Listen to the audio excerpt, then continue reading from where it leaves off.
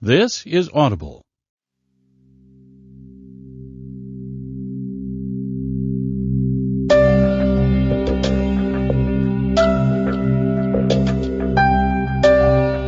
Harper Audio presents The Art of Communicating by Thich Nhat Hanh, read by Dan Warren.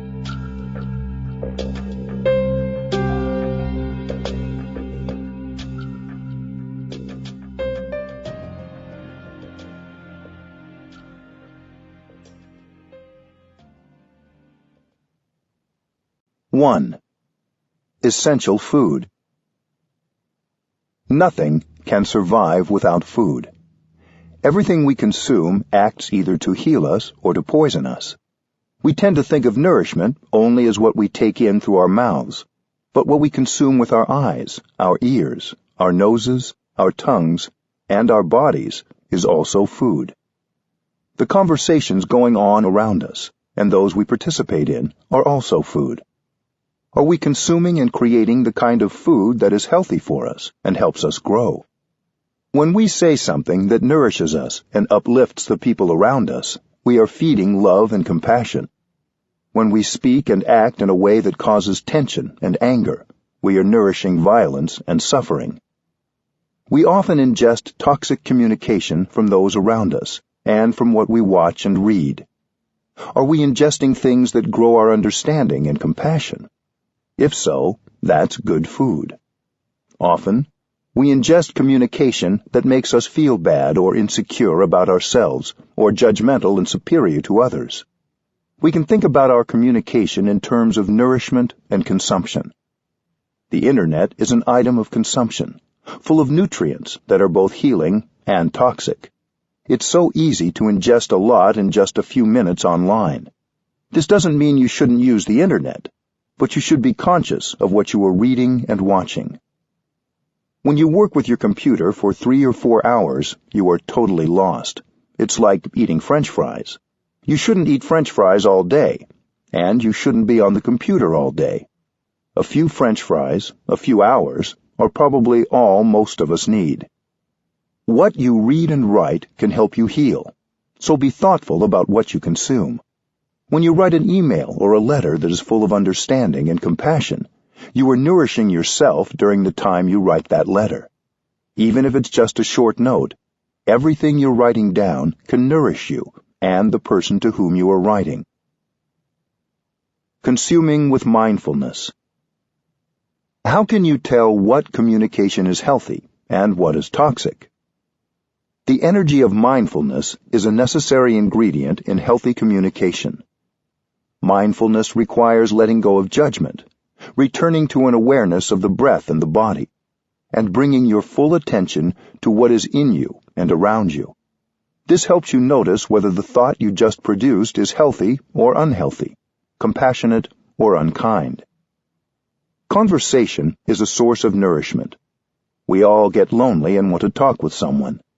But when you have a conversation with another person, what that person says may be full of toxins, like hate, anger, and frustration. When you listen to what others say, you're consuming those toxins. You're bringing toxins into your consciousness and your body. That's why mindfulness of speaking and mindfulness of listening are very important. Toxic conversation can be difficult to avoid, especially at work. If it is going on around you, be aware.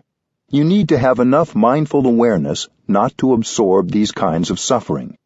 You have to protect yourself with the energy of compassion, so that when you listen, instead of consuming toxins, you're actively producing more compassion in yourself. When you listen in this way, compassion protects you and the other person suffers less. You absorb the thoughts, speech, and actions you produce, and those contained in the communications of those around you. That is a form of consumption. So when you read something, when you listen to someone, you should be careful not to allow the toxins to ruin your health and bring suffering to you and to the other person or group of people. To illustrate this truth, the Buddha used the graphic image of a cow that has a skin disease. The cow is attacked by all kinds of insects and microorganisms coming from the soil, coming from the trees, coming from the water. Without skin, a cow can't protect herself. Mindfulness is our skin. Without mindfulness, we may take in things that are toxic to our body and mind. Even when you simply drive your car through the city, you consume. The advertisements hit your eyes, and you're forced to consume them. You hear sounds. You may even say things that are the products of too much toxic consumption. We have to protect ourselves with mindful consumption. Mindful communication is part of this. We can communicate in such a way as to solidify the peace and compassion in ourselves and bring joy to others. Relationships don't survive without the right food. Many of us suffer because of difficult communication. We feel misunderstood, especially by those we love. In a relationship, we are nourishment for each other. So we have to select the kind of food we offer the other person, the kind of food that can help our relationships thrive. Everything, including love, hate, and suffering, needs food to continue. If suffering continues, it's because we keep feeding our suffering. Every time we speak without mindful awareness, we are feeding our suffering. With mindful awareness, we can look into the nature of our suffering and find out what kind of food we have been supplying to keep it alive. When we find the source of nourishment for our suffering, we can cut off that supply, and our suffering will fade. Often, a romantic relationship begins beautifully, but then, because we don't know how to nourish our love, the relationship begins to die. Communication can bring it back to life. Every thought you produce in your head, in your heart, in China they say in your belly, feeds that relationship. When you produce a thought that carries suspicion, anger, fear, irritation, that thought is not nourishing to you or to the other person. If the relationship has become difficult, it's because we've nourished our judgment and our anger, and we haven't nourished our compassion. One day in Plum Village, the French retreat center where I live, I gave a talk about how we needed to nourish our loved ones by practicing loving communication. I spoke about our relationships as flowers that need watering with love and communication to grow. There was a woman sitting near the front who was crying the whole time. After the talk, I went to her husband and I said, "My dear friend, your flower needs some watering."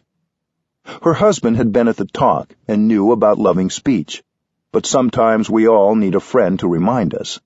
So, after lunch, the man took his wife for a drive in the country. They just had an hour or so, but he focused on watering the good seeds the whole drive. When they came back, she seemed completely transformed, very happy and joyful. Their children were very surprised, because in the morning, when their parents had left, they'd been sad and irritable. So, in just an hour, you can transform another person and yourself, just with the practice of watering the good seeds. This is applied mindfulness in action. It's not theoretical. Nourishing and healing communication is the food of our relationships. Sometimes one cruel utterance can make the other person suffer for many years, and we will suffer for many years too. In a state of anger or fear, we may say something that can be poisonous and destructive. If we swallow poison, it can stay within us for a long time, slowly killing our relationship.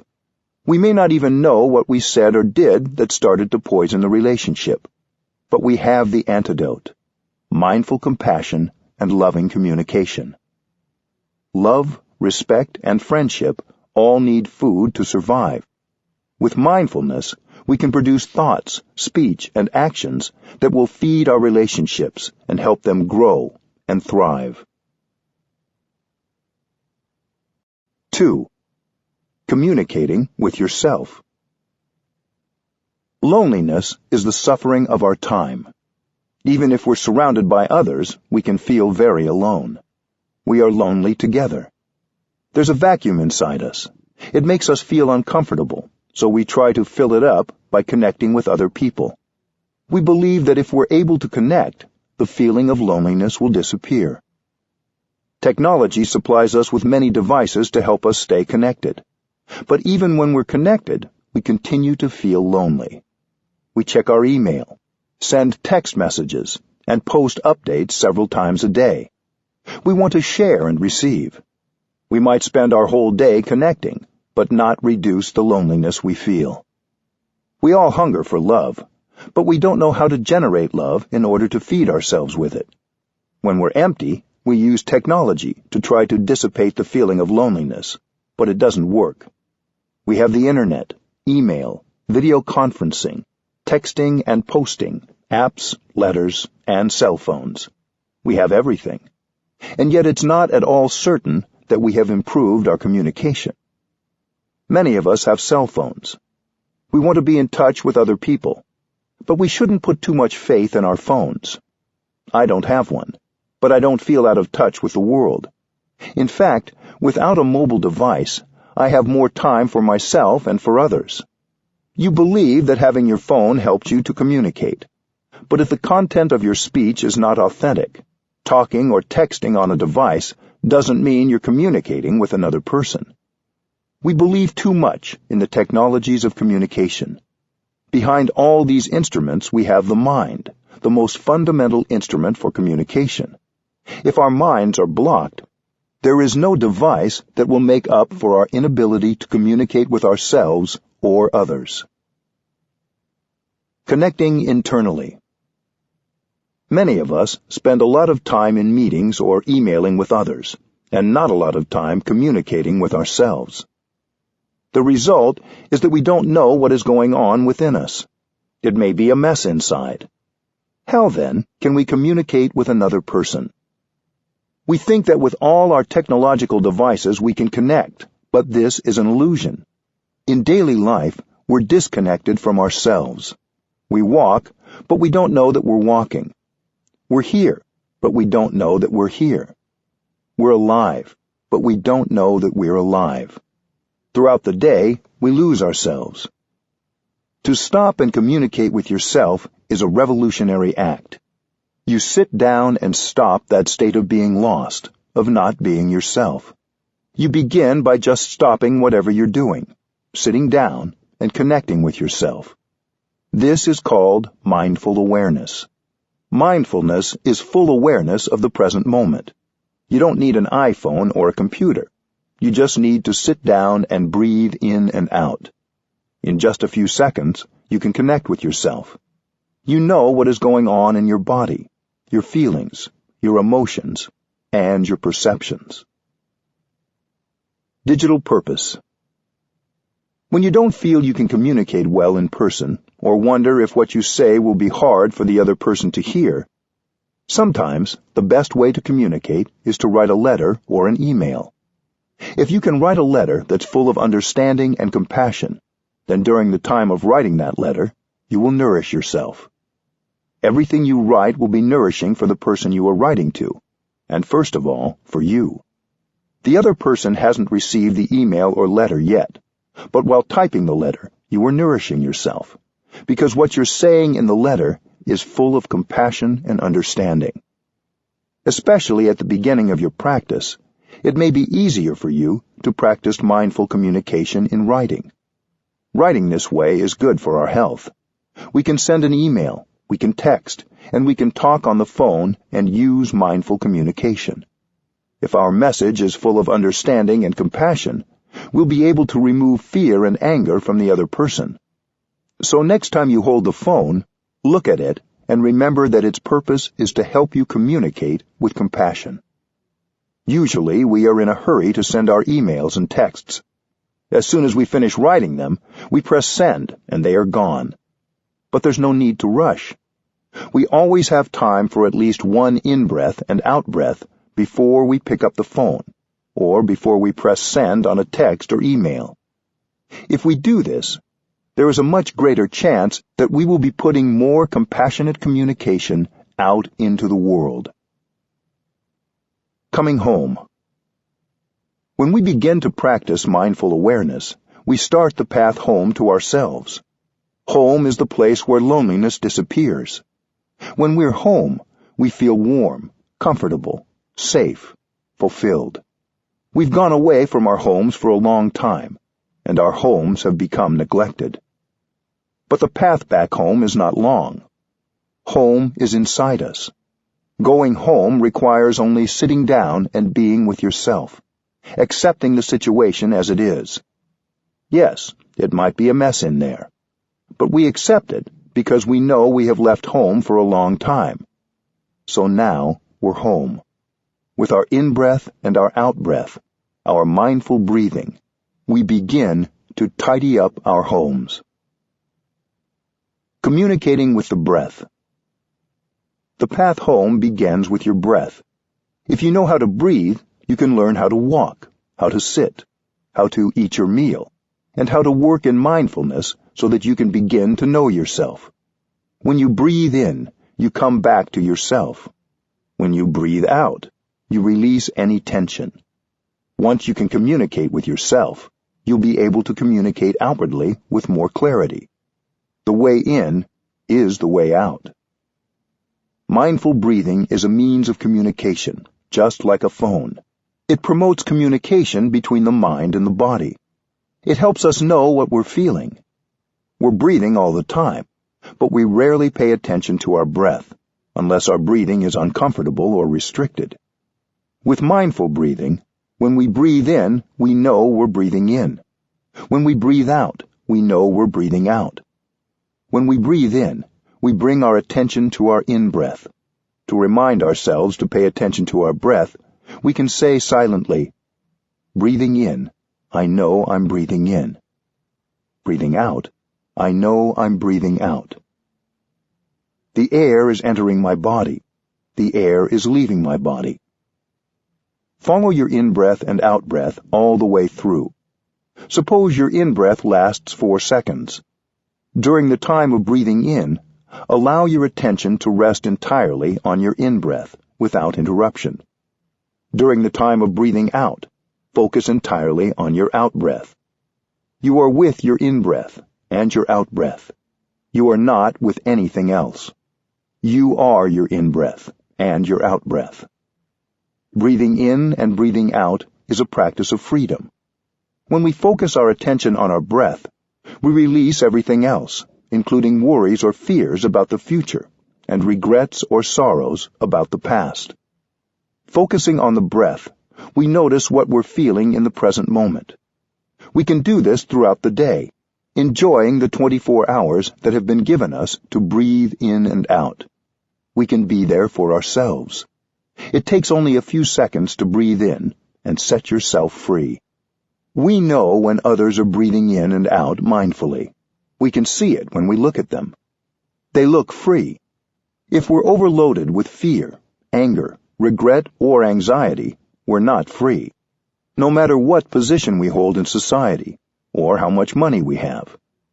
Real freedom only comes when we're able to release our suffering and come home. Freedom is the most precious thing there is. It is the foundation of happiness, and it is available to us with each conscious breath. Non-thinking and non-talking. Happiness is possible when you're in communication with yourself. To do this, you have to leave your telephone behind. When you attend a meeting or an event, you turn off your telephone. Why? Because you want to communicate and absorb others' communication. It is the same when communicating with yourself. This kind of communication is not possible with the phone. We're used to thinking a lot and talking a lot. But to communicate with ourselves, we need to practice non-thinking and non-talking. Non-thinking is a very important practice. Of course, thinking and talking can be productive too, especially when our minds and feelings are clear. But a lot of our thinking is caught up in dwelling on the past, trying to control the future, generating misperceptions, and worrying about what others are thinking. A misperception can happen in a moment, in a flash. As soon as we have a perception, we're caught by it. So anything we say or do based on that perception can be dangerous. It's better not to say or do anything. That's why in the Zen tradition, they say the paths of talking and of thinking should be cut off.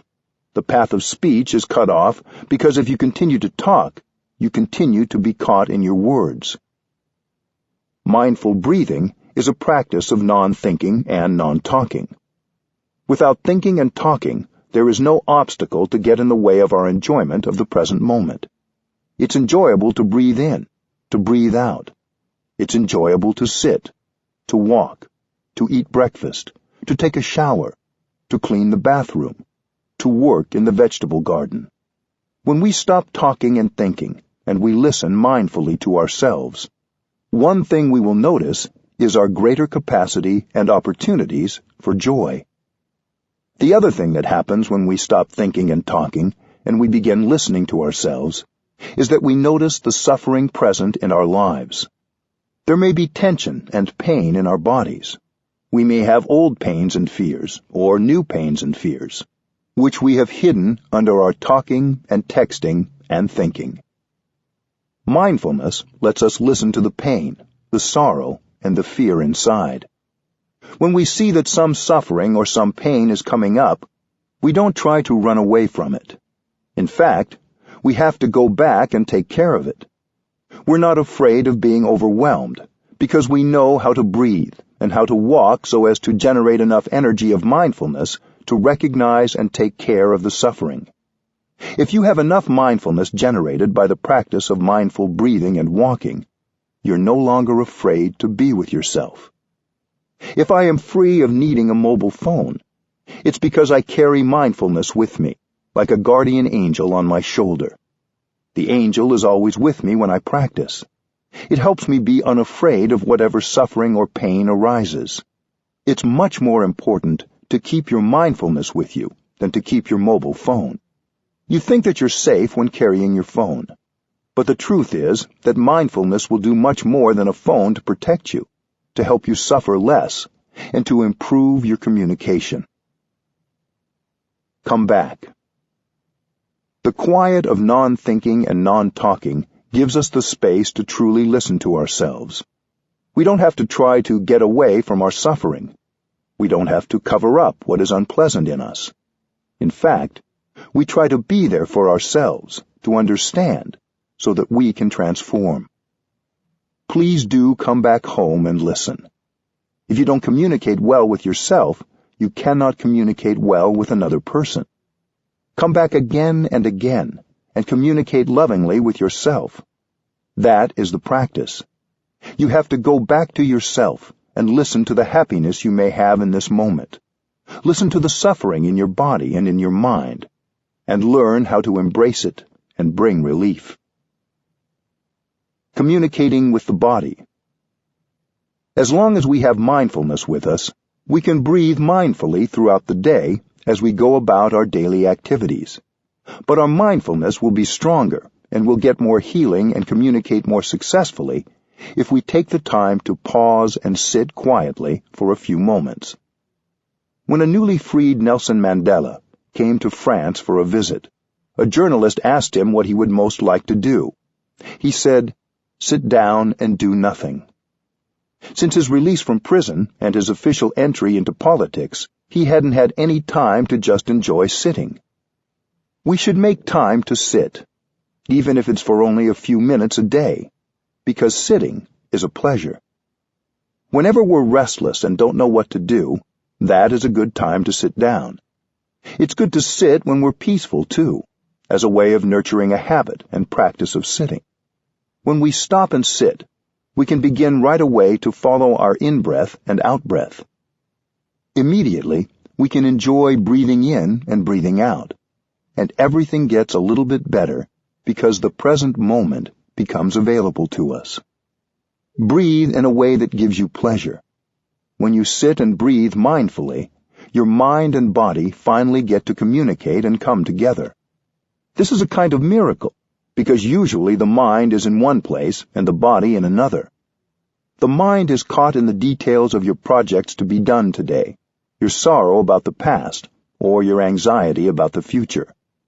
Your mind isn't anywhere near your body. When you breathe in mindfully, there is a happy reunion between body and mind. This doesn't take any fancy technique. Just by sitting and breathing mindfully, you're bringing your mind home to your body. Your body is an essential part of your home. When you spend many hours with your computer, you may forget entirely that you have a body until it's too achy, stiff, or tense for you to ignore. You need to take breaks and return to your body before it gets to that point. To bring more awareness to the connection between body and mind, you can say to yourself, breathing in, I'm aware of my body. Breathing out, I release all the tension in my body. Take yourself for a walk. Mindful walking is a wonderful way to bring together body and mind. It also allows you the additional opportunity to communicate with something outside yourself that is nourishing and healing, the earth. When you take a step with full awareness that you are taking a step on the ground and the earth, there is no distinction between body and mind. Your body is your breathing. Your body is your feet. Your body is your lungs. And when you are connected with body, feet, breath, and lungs, you are home. Every step brings you home to the here and the now, so you can connect with yourself, your body, and your feelings. That is a real connection. You don't need a device that tells you how many friends you have, or how many steps you've walked, or how many calories you've burned. When you walk mindfully, integrate your breath with each step, and focus on your foot connecting with the ground. You're aware that you're making a step, and you stop thinking altogether. When you think, you get lost in your thinking. You don't know what's going on in your body, in your feelings, or in the world. If you think while you walk, you're not really walking. Instead, focus your attention on your breath and your step. Be aware of your foot, its movement, and the ground you're touching. While you focus your attention on making the step, you are free, because in that time, your mind is only with the step you are making. Your mind is no longer carried off into the future or the past. You take one step, and you are free. While you walk, you can say to yourself, I have arrived. I am home. These words are not a mere declaration or an affirmation practice. They are a realization. You don't need to run anywhere. Many of us have run all our lives. Now we get to live life properly. Home is the here and the now, where all the wonders of life are already available, where the wonder that is your body is available. You can't arrive fully in the here and the now unless you invest your whole body and mind into the present moment. If you haven't arrived 100%, stop where you are and don't take another step. Stay there and breathe until you're sure you have arrived 100%. Then you can smile a smile of victory. It's probably best to do that only when you are enjoying mindful walking alone. If you are around other people, you may create a traffic jam. You don't need an app or an outsider to tell you whether you have arrived. You will know you have arrived because you will recognize that you're comfortable being. When you walk from the parking lot to your office, go home in each step.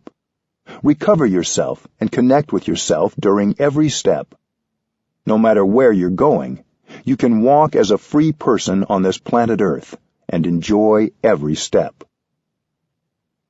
Walking on the earth heals our alienation. Many of us live in a way that alienates us from the earth and from our own bodies. Most of us live very isolated from each other. We humans can get extremely lonely. We're separated not just from the earth and from each other, but from our own selves. We spend many hours every day forgetting we have bodies. But if we begin to practice breathing mindfully and listening to the body, we can also begin to look deeply and see that the earth is all around us. We touch the earth, and we are no longer alienated from our own bodies, or from the body of the earth. We commonly think of the earth as our environment, but looking more deeply, we see that the earth is a wonderful living reality. Often, when we feel alone, we forget that we can connect directly with the earth. When we bring mindfulness to our steps, these steps can bring us back in touch with our own bodies and with the body of the earth. These steps can rescue us from our alienation.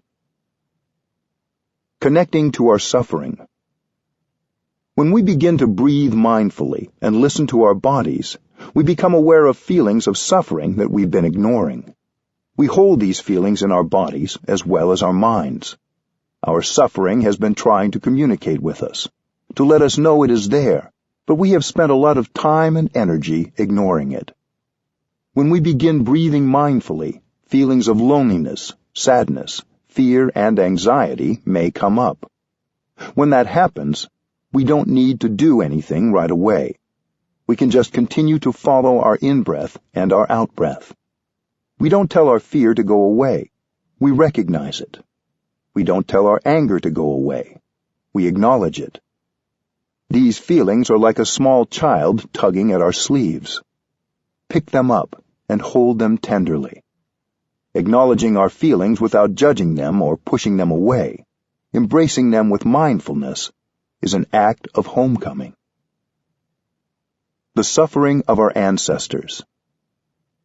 We know that the suffering inside us contains the suffering of our fathers, our mothers, and our ancestors.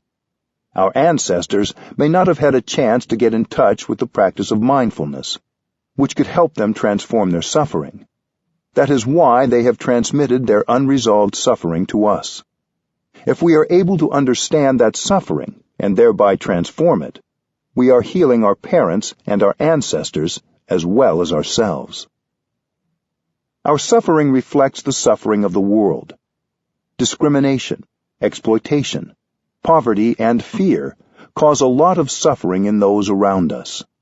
Our suffering also reflects the suffering of others. We may be motivated by the desire to do something to help relieve the suffering in the world. How can we do that without understanding the nature of suffering? If we understand our own suffering, it will become much easier for us to understand the suffering of others and of the world. We may have the intention to do something or be someone that can help the world suffer less, but unless we can listen to and acknowledge our own suffering, we will not really be able to help. Listening deeply. The amount of suffering inside us and around us can be overwhelming. Usually we don't like to be in touch with it because we believe it's unpleasant. The marketplace provides us with everything imaginable to help us run away from ourselves. We consume all these products in order to ignore and cover up the suffering in us. Even if we're not hungry, we eat. When we watch television, even if the program isn't very good, we don't have the courage to turn it off, because we know that when we turn it off, we may have to go back to ourselves and get in touch with the suffering inside. We consume not because we need to consume, but because we're afraid of encountering the suffering inside us. But there is a way of getting in touch with the suffering without being overwhelmed by it. We try to avoid suffering, but suffering is useful. We need suffering.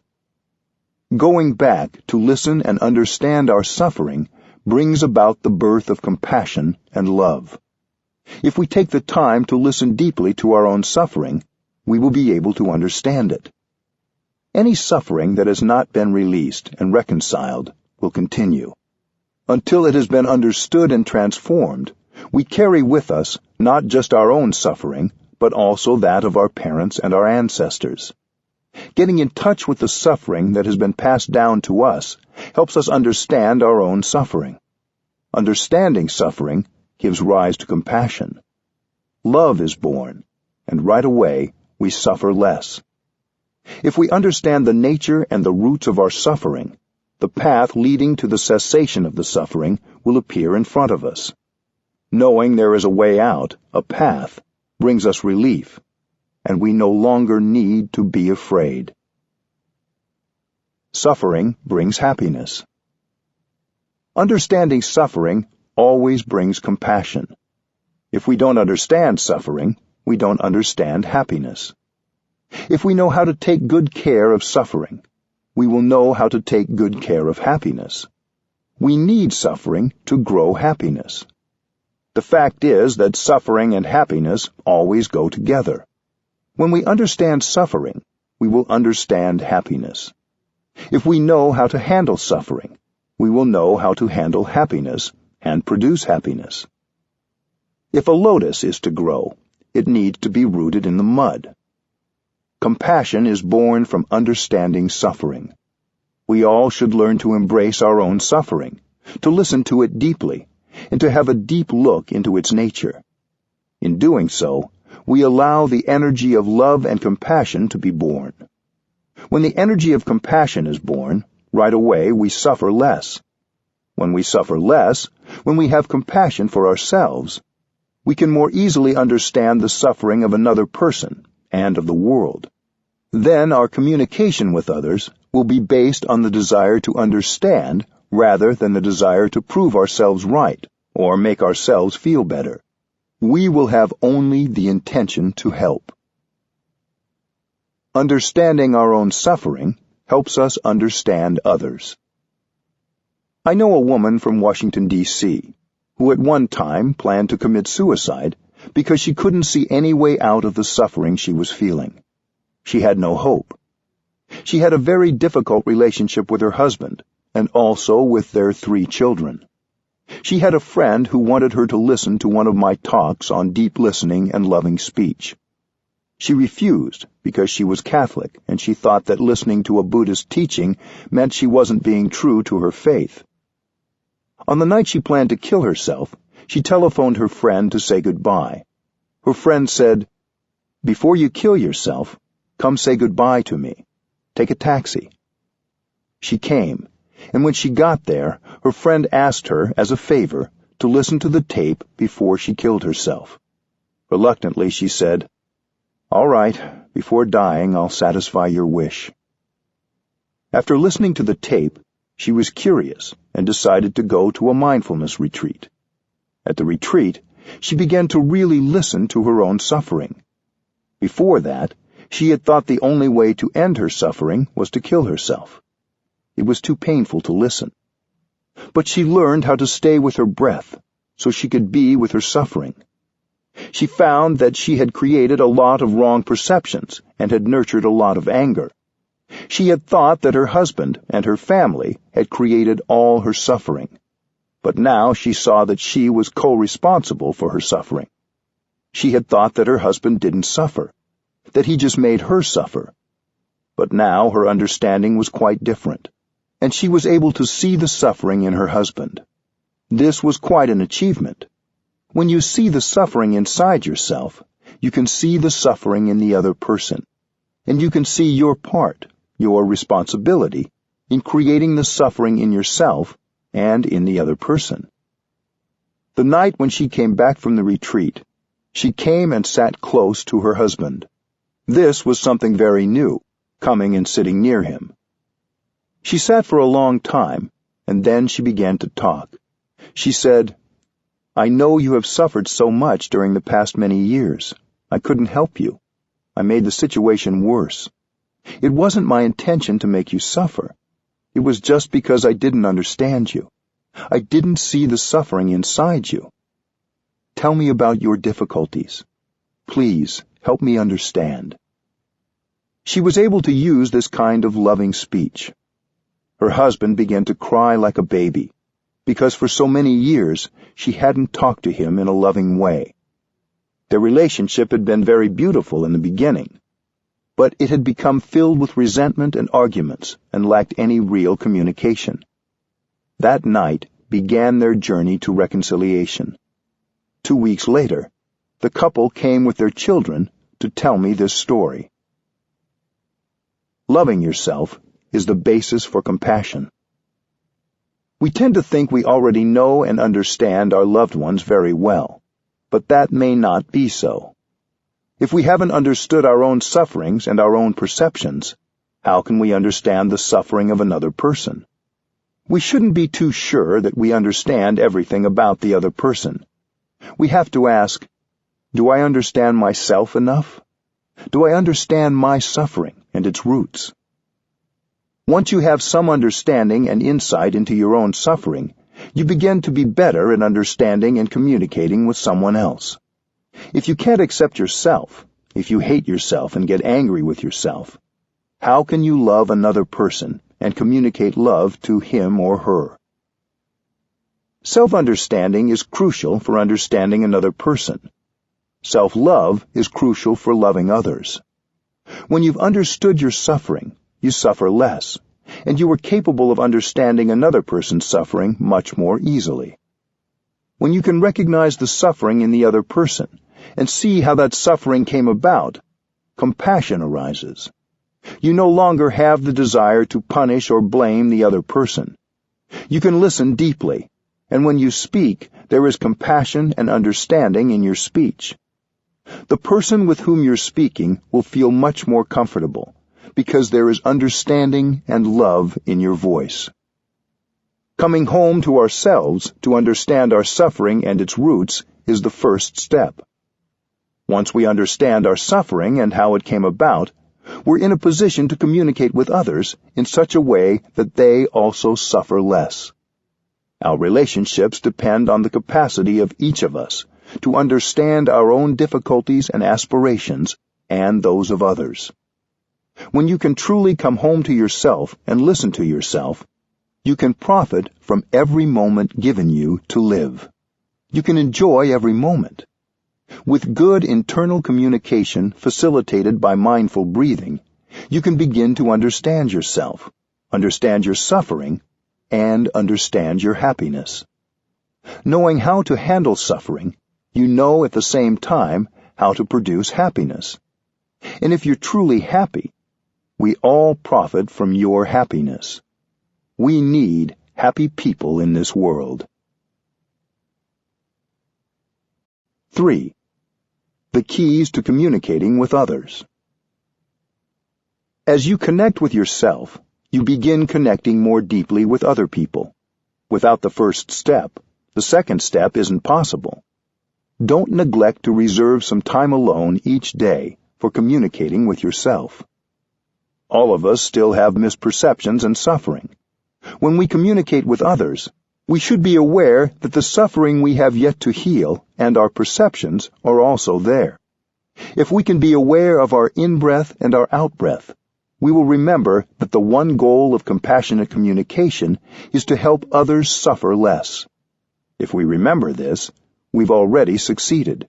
We're already contributing to more joy and less suffering. Saying hello. It's helpful to remember at the beginning of every communication with another person that there is a Buddha inside each of us. The Buddha is just a name for the most understanding and compassionate person it's possible to be. You may call it something else if you wish, like wisdom or God. We can breathe, smile, and walk in such a way that this person in us has a chance to manifest.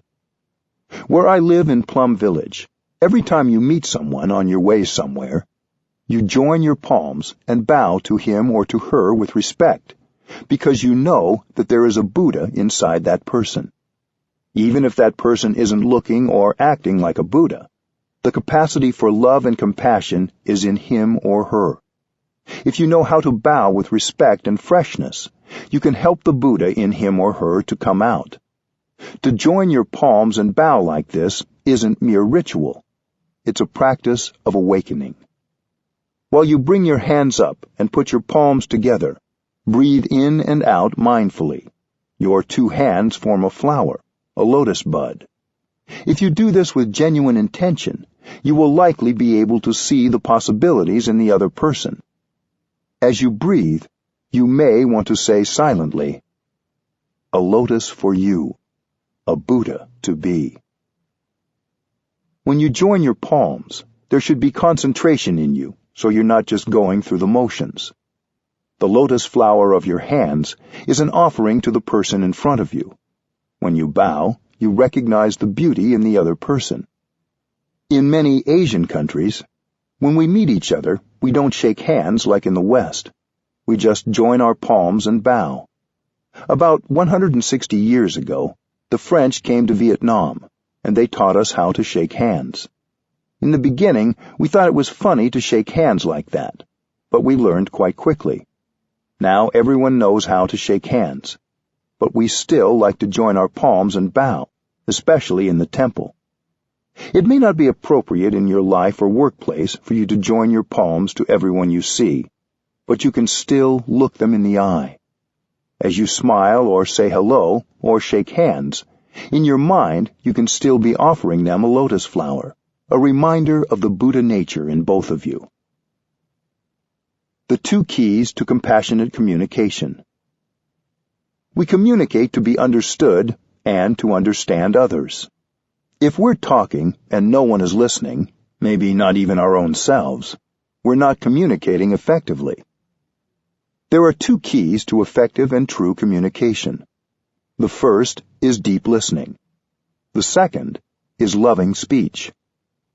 Deep listening and loving speech are the best instruments I know for establishing and restoring communication with others and relieving suffering. We all want to be understood.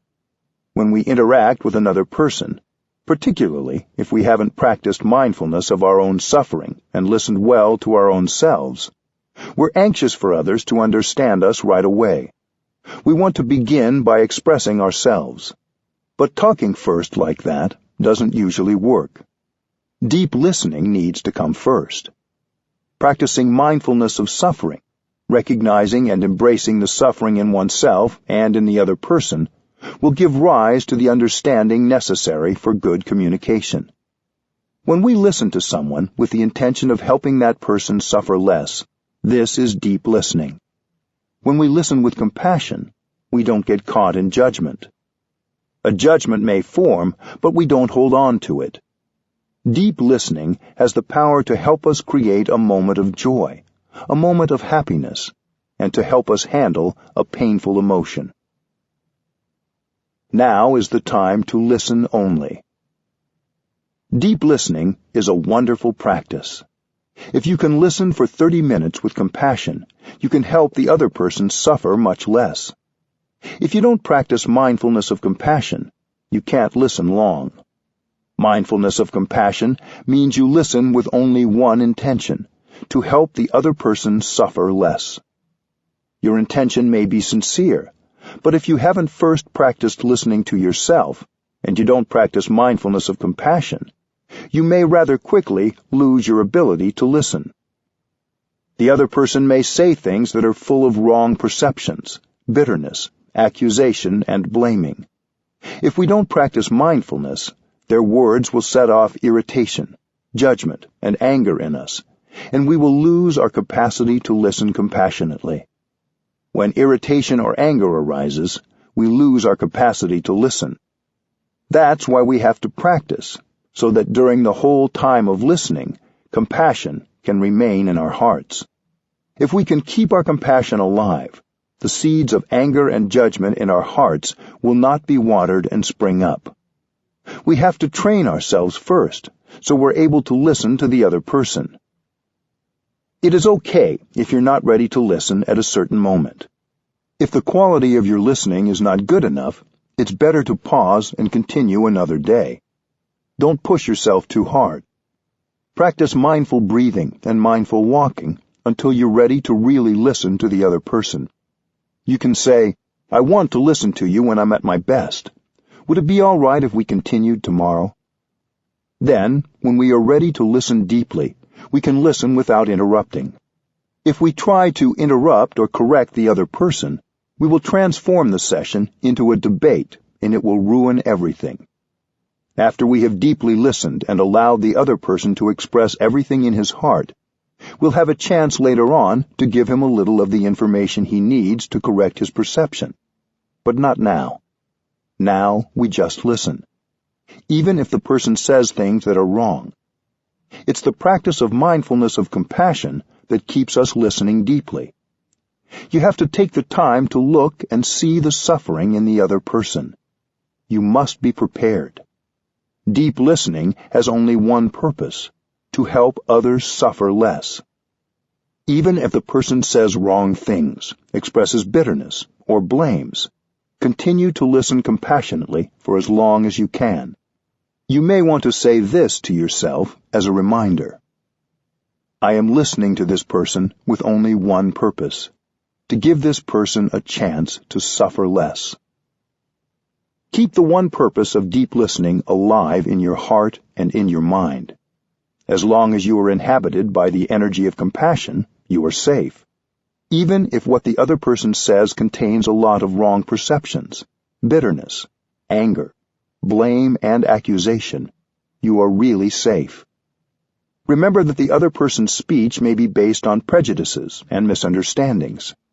You will have a chance later to offer some information so that he or she can correct his or her perception. But not now. Now is the time only to listen. If you can keep your mindfulness of compassion alive for even 30 minutes, you are inhabited by the energy of compassion, and you are safe. As long as compassion is present, you can listen with equanimity. You know that the other person is suffering. When we don't know how to handle the suffering inside us, we continue to suffer, and we make people around us suffer. When other people don't know how to handle their suffering, they become its victim. If you imbibe their judgment, fear, and anger, you become its second victim. But if you can listen deeply, understanding that what they are saying is coming from suffering, then you are protected by your compassion. You only want to help them suffer less.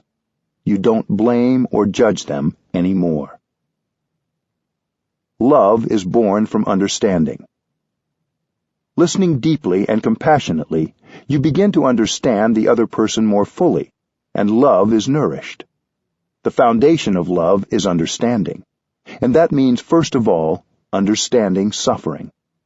Each of us is hungry for understanding. If you really want to love someone and make him or her happy, you have to understand that person's suffering. With understanding, your love will deepen and become true love. Listening to suffering is an essential ingredient for generating understanding and love. I define happiness as the capacity to understand and to love, because without understanding and love, no happiness could be possible. We don't have enough understanding and love, which is why we suffer so much. This is what we are thirsting for. Compassion and love are born from understanding. How can you love unless you understand? How can the father love his son if he doesn't understand the suffering and difficulties of his son? How can someone make his beloved happy without knowing anything about that person's suffering and difficulties? Do I understand you enough? If you want to make someone happy, you should ask yourself the question, do I understand him enough? Do I understand her enough? Many people are reluctant to talk because they fear that what they say will be misunderstood. There are people who suffer so much, they're not capable of telling us about the suffering inside. And we have the impression that nothing is wrong, until it's too late. Waiting has serious consequences. People may isolate themselves. They may suddenly end a friendship or relationship, or they may even commit suicide. Something had been bothering that person for a long time, but he or she pretended that everything was okay. Maybe fear or pride gets in the way. Listening and looking with mindfulness and concentration, we may discover that there's a block of suffering in that person. We see that she has suffered so much and doesn't know how to handle the suffering inside. So she continues to suffer and make other people suffer too. Once you have seen that, suddenly your anger is no longer there. Compassion arises. You have the insight that she is suffering and needs help, not punishment. If you need to, you can ask for help. You can say, "Dear one, I want to understand you more. I want to understand your difficulties and your suffering. I want to listen to you because I want to love you." When we take the time to look more deeply, we may see for the first time the big block of suffering in that person. Someone might pretend not to suffer, but that's not true. When you're able to listen compassionately, other people have a chance to tell you about their difficulties. In any relationship, you may want to check whether you have understood the other person. If it is a relationship that is harmonious, in which communication is good, then happiness is there. If communication and harmony exist, it means mutual understanding is there. Don't wait until the other person has left or is full of anger to ask the important question. Do you think I understand you enough? The other person will tell you if you haven't understood enough. He will know if you're able to listen with compassion. You may say, "Please tell me, please help me, because I know very well that if I don't understand you, I will make a lot of mistakes." That is the language of love. The question, "Do you think I understand you enough?" is not just for romantic relationships, but for friends, family members, and anyone you care about. It can even help in a work setting. If you live with a family member, a romantic partner, or a friend, you may think that because you see this person every day, you know a lot about him or her. But that's not correct. You know only a little about that person. You may have lived with someone for 5, 10, or 20 years, but you may not have looked deeply into that person to understand him or her. You may have done the same with yourself. You have lived with yourself your whole life. We think that we already understand who we are. But unless we have listened deeply to ourselves with compassion and curiosity, and without judgment, we may not know ourselves very well at all. If you wait until family members pass away, it will be too late to ask them to share more about themselves. It's nice when a child of any age sits with a parent and asks about their experiences, sufferings, and sources of happiness. Just sit and listen. With mindful breathing and listening to ourselves, our capacity for listening and looking expands deeply, and we may find the opportunity for much greater communication and connection with our parents and our loved ones. When you see that the other person has suffering inside, compassion is born in your heart.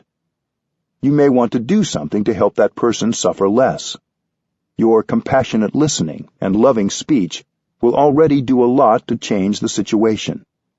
Then you can sit with the person and together get insight into what other concrete actions, if any, are necessary to help the situation. Compassionate listening isn't the only thing we can do when someone is suffering, but it's almost always the first step. Loving speech. When you have to tell people bad news, telling the truth can be difficult. If you don't speak mindfully, the other person can get very angry or anxious after hearing your truth. We can train ourselves to speak the truth in such a way that, in the end, the other person can accept it. When you speak, you try to tell others the truth about your suffering and their suffering. This is loving speech. You speak in a way that helps others recognize the suffering inside themselves and in you. We have to be skillful. The one who speaks has to be very mindful, using words in a way that can help the listener not be caught in wrong perceptions. And the listener has to be careful not to be caught in the words being said or the ideas being offered. There needs to be mindfulness and skillfulness on the part of both the speaker and the listener. Because you have first practiced compassionate listening, you know that what you say can carry with it insight and understanding. With more understanding, you can really help the other person suffer less, and your communication is more effective. You speak gently because you are willing to help. The way we communicate already makes the other person feel much better. The words we say are nourishment. We can use words that will nourish ourselves and nourish another person. What you say, what you write, should convey only compassion and understanding. Your words can inspire confidence and openness in another person. Generosity can be practiced wonderfully with loving speech. You don't have to spend any money to practice generosity. In Buddhism, another way of saying loving speech is right speech. In our daily life, right speech is what nourishes us and nourishes those around us. Wrong speech. We call loving speech right speech because we know that suffering is brought about by wrong speech. Our speech can cause a lot of suffering with unkind, untruthful, or violent words.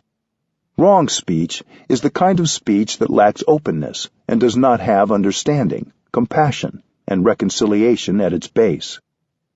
When we write a note or a letter, when we speak on the telephone, what we write or say should be right speech that conveys our insight, our understanding, and our compassion.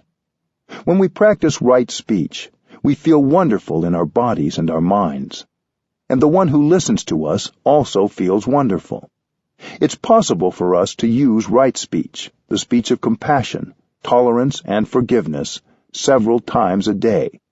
It doesn't cost anything, and it's very healing. The 4 elements of right speech. Loving, truthful speech can bring a lot of joy and peace to people. But producing loving speech takes practice because we aren't used to it. When we hear so much speech that causes craving, insecurity, and anger, we get accustomed to speaking that way. Truthful, loving speech is something we need to train ourselves in. In Buddhism, there's a practice called the 10 Bodhisattva trainings. 4 of these 10 relate to right speech. A bodhisattva is an enlightened being who has dedicated his or her life to alleviating the suffering of all living beings. Enlightenment is always enlightenment about something. If you begin to understand the nature and the root of your suffering, that is a kind of enlightenment, and it helps you suffer less right away. There are those of us who are very critical of ourselves. That's because we haven't understood our own suffering.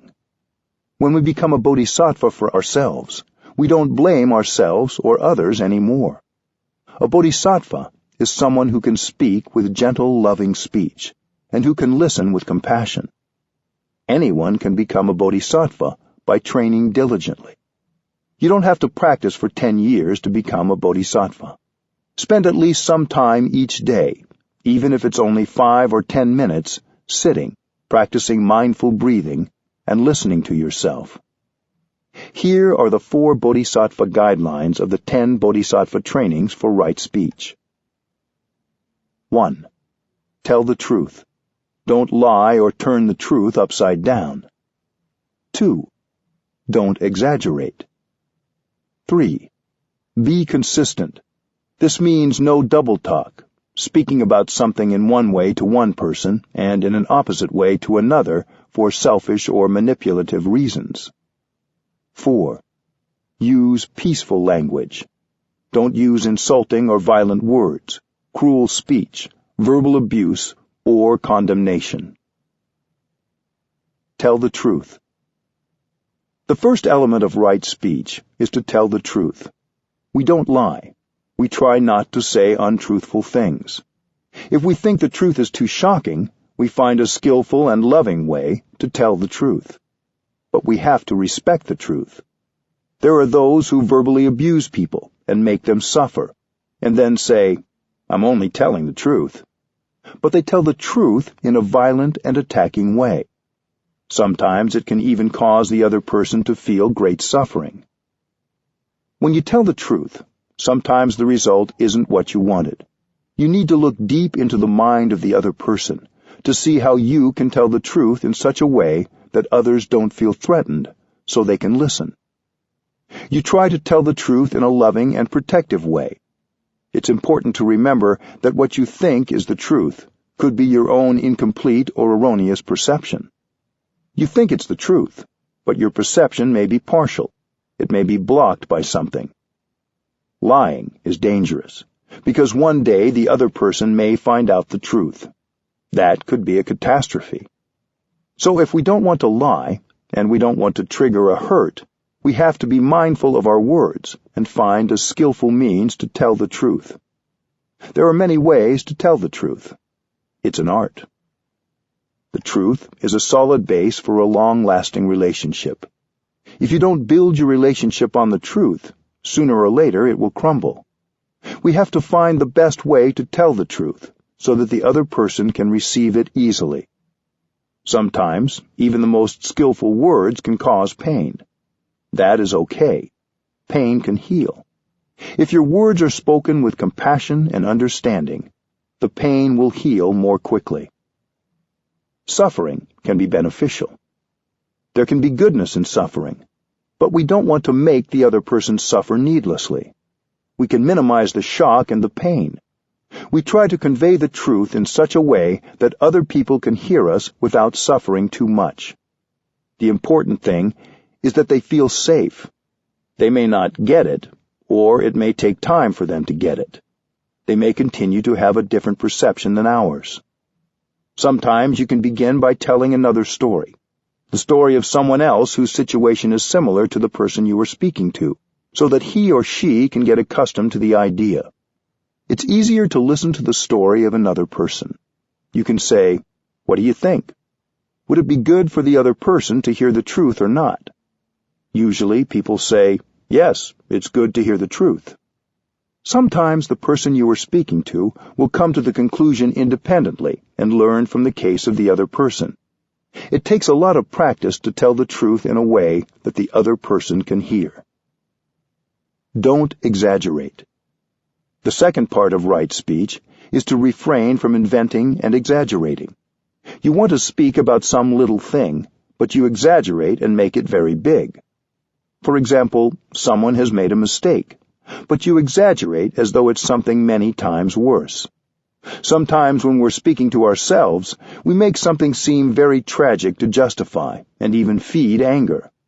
There may be some truth in what you want to say, but you exaggerate what the other person has done, so you paint a wrong image of the other. This may seem harmless, but it takes you away from the truth and takes away the trust in a relationship. Be consistent. The third kind of incorrect speech is what we call in Vietnamese forked tongue or double tongue. It means you say something to one person, but when speaking about the same matter to another person, you say something different as a way of gaining some advantage. You speak about the same situation, but in conflicting ways. This causes division and can make a person or group think badly about the other person or group when there's no basis for it. This can cause a lot of suffering on both sides and might even cause them to become enemies. Right speech requires being true to your word and not changing the content for your own advantage or to portray yourself in a better light. Use peaceful language. The fourth aspect of right speech is to refrain from speech that's violent, condemning, abusive, humiliating, accusing, or judgmental. The 4 criteria. In the time of the Buddha, people were caught by mental constructions and interpreted the teachings in ways that were not intended by the teacher. The Buddha and his students came up with 4 criteria that should be contained in any teaching. These 4 criteria are helpful today in evaluating whether we and others are using right speech and speaking the truth effectively. The 4 criteria are: 1. We have to speak the language of the world. 2. We may speak differently to different people in a way that reflects how they think and their ability to receive the teaching. 3. We give the right teaching according to person, time, and place, just as a doctor prescribes the right medicine. 4. We teach in a way that reflects the absolute truth. The first criterion: speak the language of the world. The first criterion is to understand the worldly way of seeing things, the worldly view. Sometimes we have to use the kind of language that people speak and the way they view things. If you don't use the language of the world, most people won't understand what you mean, and you can communicate only with people who already think like you. This doesn't mean you have to learn Vietnamese and Arabic, but rather that you have to speak in terms that people can understand, based on their daily experience of life.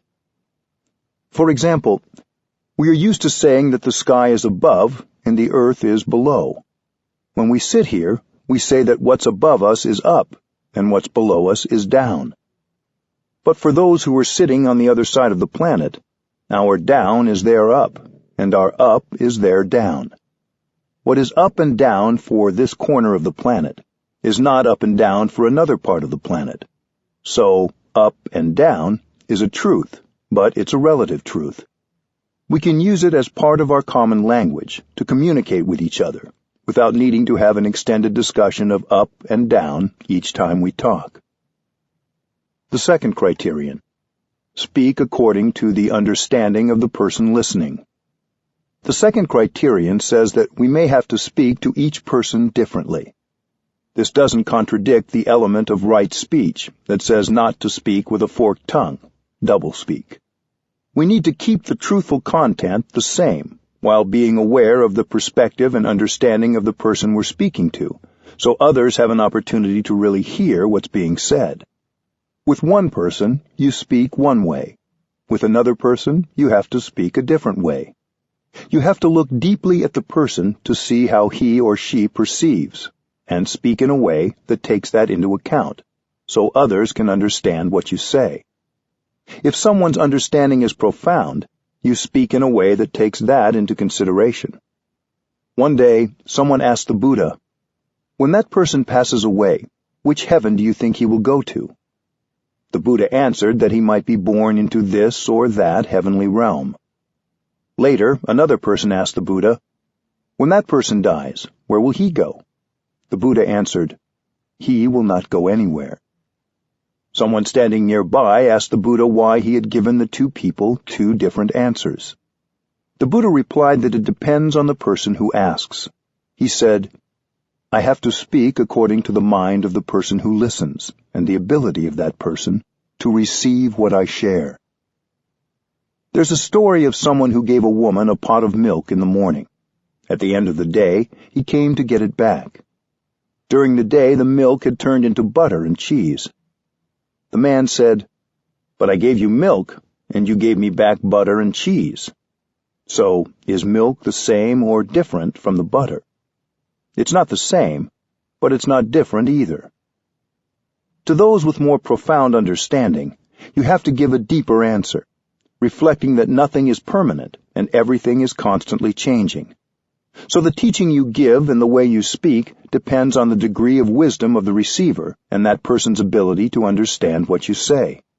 You speak according to the background and the abilities of the person you're speaking to. The third criterion: prescribe the right medicine for the disease. The third criterion is to prescribe the right medicine for the disease. If you give someone the wrong medicine, that person could die. So to each you give a particular medicine. When you have attachment, craving, or despair, remember that you are your own teacher. You can listen to these strong emotions and communicate back the healing you need. Don't think that if you hear or read something that inspires you, you should then repeat it word for word. Think of how to make these truths you heard resonate with your own. Similarly, you also have to know the mind and the background of the person you're speaking to. If you were to give another person exactly the teaching you heard, it might not be the appropriate teaching for that person. You have to adapt what you say to the other's background. But what you say must also reflect the true teaching, so you use worldly language, but not just any worldly language. Your language has to be appropriate to the situation, while not straying from the truth. Think about how we talk to children about death or violence in the world. Do we tell them the truth in a different way than we would an adult? One time, when I was visiting a museum, I entered a room containing a mummified human body. A little girl was there looking at the dead person. After we both had stood there looking together for a while, with fear in her eyes, she asked me something like, "Am I going to be lying dead on a table one day?" I breathed in and out, and gave her the only answer that was appropriate for that situation. No. I hope that someday a wise parent or friend will be able to talk with her about the impermanence of all things, including our bodies, and the deep teaching of the Buddha that nothing ever ceases to exist altogether. Nothing goes from being existent to being non-existent. But this was not the time or place for her to be told all that. So I gave her the best answer available under the circumstances, which was no. Even with adults, we can vary what we say depending on how fragile we think they might be about a certain subject. We want to share information in a way that people can integrate and use later, even if not right away. This isn't lying. It's telling the truth in a skillful way. There was a man belonging to the Jain tradition who asked the Buddha whether human beings have a self. The Buddha could have answered that there is no self, but he kept silent. Then the Jain man asked, "Then do we have no self?" The Buddha still kept silent. Later, Ananda asked the Buddha, "Why didn't you say there is no self?" The Buddha said, "I know that he is caught in his view. If I were to say that there is no self, he would be lost and he would suffer a lot. So, although no self is correct according to our teaching, it was better to keep silent." The fourth criterion: reflect the absolute truth. The fourth criterion is the absolute truth, the most profound view of things, and it may be found in sentences such as, "There is no separate self," or "There is no such thing as birth and death." The absolute truth is correct. It is the closest thing to a description of the ultimate reality, but it can make people feel lost if they haven't had a spiritual teacher who could skillfully convey its depths to them in a way they could take in. So whenever we need to say something we know will be difficult for others to hear, we have to be humble and try to look more and more deeply to discover in what way we can talk about these things. There are some absolute truths, such as that of no birth and no death, that are very difficult to grasp in our everyday way of thinking and everyday lives. But then if we are shown something simple, such as a cloud, we can grasp very easily that the cloud isn't born and it doesn't die. It simply changes form. We may think of these absolute truths as abstract, but they are visible all around us in the natural world if we look deeply or have a teacher or companion with whom we can talk about what we see. If you use these four criteria, you will not be confused when you are reading or listening to something. They can also help you listen well to others and express yourself effectively in everyday life, whether in friendly conversation, when speaking to or listening in a group, or when reading a text, whether secular or religious. You will have a deep understanding of what is the truth in any given situation and how best to respond. This training isn't just about how we speak, but also goes along with how we listen. So the focus is what happens not only with the mind and tongue, but also with the ear. When we listen more deeply and see more clearly, compassion arises, and we use mindful speech that reflects our sincere and caring intentions. Instead of speaking cruelly, we begin to listen with compassion. When we have the ability to listen with compassion to the suffering of the other person, we will benefit as well. Our compassion makes us happy and peaceful. When we listen with compassion, we can understand things that we wouldn't be able to understand if we were full of anger. Listening deeply is a kind of looking deeply. You look not with your eyes, but with your ears. When you look with your eyes, you can see the suffering. When you look with your ears, you can hear the vibration of that person's words. In Vietnamese, the Bodhisattva Avalokiteshvara is called Quan the Am, in Chinese, Kuan Yin. Quan means to contemplate deeply, the means world, and Am means sound. Quan the Am listens to all the sounds, all the suffering of the world. When you listen like that, compassion is born in you, and you can have peace. Please listen with great compassion. Even when you're sad because of bad news, your compassion will soothe your agitation and make you more peaceful. Help people understand. On my last trip to India, I was invited to be the guest editor for one day at the Times of India, the largest daily paper in India. It was during the Gandhi commemoration days in October 2008. One day I was sitting with the regular editors in a meeting when news came in of a terrorist attack in Mumbai, near the Pakistan border, in which a lot of people had been killed. The editors asked me, "If you were a journalist in our time, how would you report when there is so much bad news and so little good news? How should we be as journalists?" It's a difficult question. Reporters have to report the news.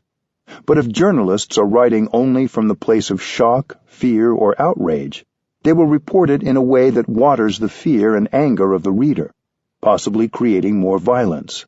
So what can we do when we receive such news? I didn't answer right away.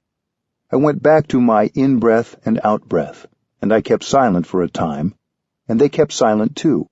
Then I said, "You have to tell the truth, but you have to report it in such a way that we don't water the seeds of fear, anger, and vengeance in people. So you have to sit as a practitioner and look deeply and ask, why would someone do violence to innocent people? When you've looked deeply, you will see that those who do violence have a wrong perception of the situation. They're so sure their perception is the truth, and they may think that if they also die in the explosion, they will go directly to heaven to join God. Everybody wants to live. Nobody wants to die. But they may think that by killing others and dying themselves, they are doing the work of God. They think that those on the other side are the enemies of God.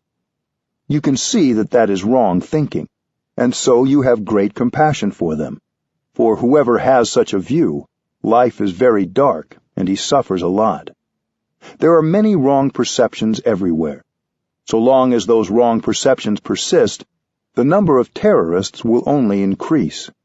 It will be very difficult to find and control them all. If one terrorist group is violently destroyed, another will emerge. It's endless. So I told the editors, when you report on terrorist acts, use your compassion and deep understanding. Explain the story in such a way that the reader doesn't become enraged and perhaps become another terrorist. We can tell the truth, but we must help people understand. When people understand, their anger will lessen. They don't lose hope. They know what to do and what not to do, what to consume and what not to consume, in order not to continue this kind of suffering. So my message that morning was that we should reflect and discuss events in a way that will not increase the despair and the anger in people. Instead, we can help them to understand why things happen, so their insight and compassion increase. We can make a big difference with the practice of looking deeply. The solution isn't to hide the truth. Using right speech in daily life. The 4 trainings in right speech remind us every day to use words that express non-discrimination, forgiveness, understanding, support, and love. It's very liberating to be able to say or write something using compassionate speech. Speaking in this way is as healing for the speaker as it is for the person being spoken to. These 4 trainings also remind us that anything we say which contains poisons, discrimination, and hate will make us suffer and make others suffer. It's a simple equation. Wrong speech causes ill-being. Right speech brings about well-being and healing. Every day we can say something that has the capacity to heal and help people. A grown-up can do this. A child can do this. A business person, a politician, or a teacher can do this. We don't need to wait for a special moment. We can stop what we're doing right now and send an email that contains right speech. And we can relieve the suffering inside us and the suffering in others right away. 4. The 6 mantras of loving speech. When we have the impression that we're all alone and nobody supports us, we can remember that it's only a perception. It's not accurate. Think of a tree standing outside right now. The tree is supporting us with beauty, freshness, and oxygen for us to breathe. That kind of support is also a kind of love. The fresh air outside, the plants that feed us, and the water that flows over our hands from the tap all support us. There are many ways that people can support us and love us without actually saying, "I love you." You may know people who have never said, "I love you," but you know they love you. When I was ordained as a novice monk, I had a teacher who I knew loved me deeply, but he never said, "I love you." That is the traditional way. If one pronounced the words, "I love you," it seemed that some of the sacredness was lost. Sometimes we feel very grateful, but we want to express our gratefulness in ways other than simply saying thank you. Look for the many ways people communicate their love without saying it. Maybe, like the tree, they are supporting you in other ways. It's also true that the people you love may not know you love them. Sometimes we want to tell someone how much we care, but we don't know the words to say it so that person will understand how we feel. The 6 mantras are 6 sentences that embody loving speech and let people know that you see them, you understand them, and you care for them. In Buddhism, we call these sentences mantras. They're a kind of magic formula. When you pronounce them, you can bring about a miracle, because happiness becomes available right away. As with each practice, you begin with mindful breathing to bring about your true presence. Then you come to the other person in mindfulness, committed to the practice of compassionate communication. You may want to breathe in and out 3 times before you say the mantra.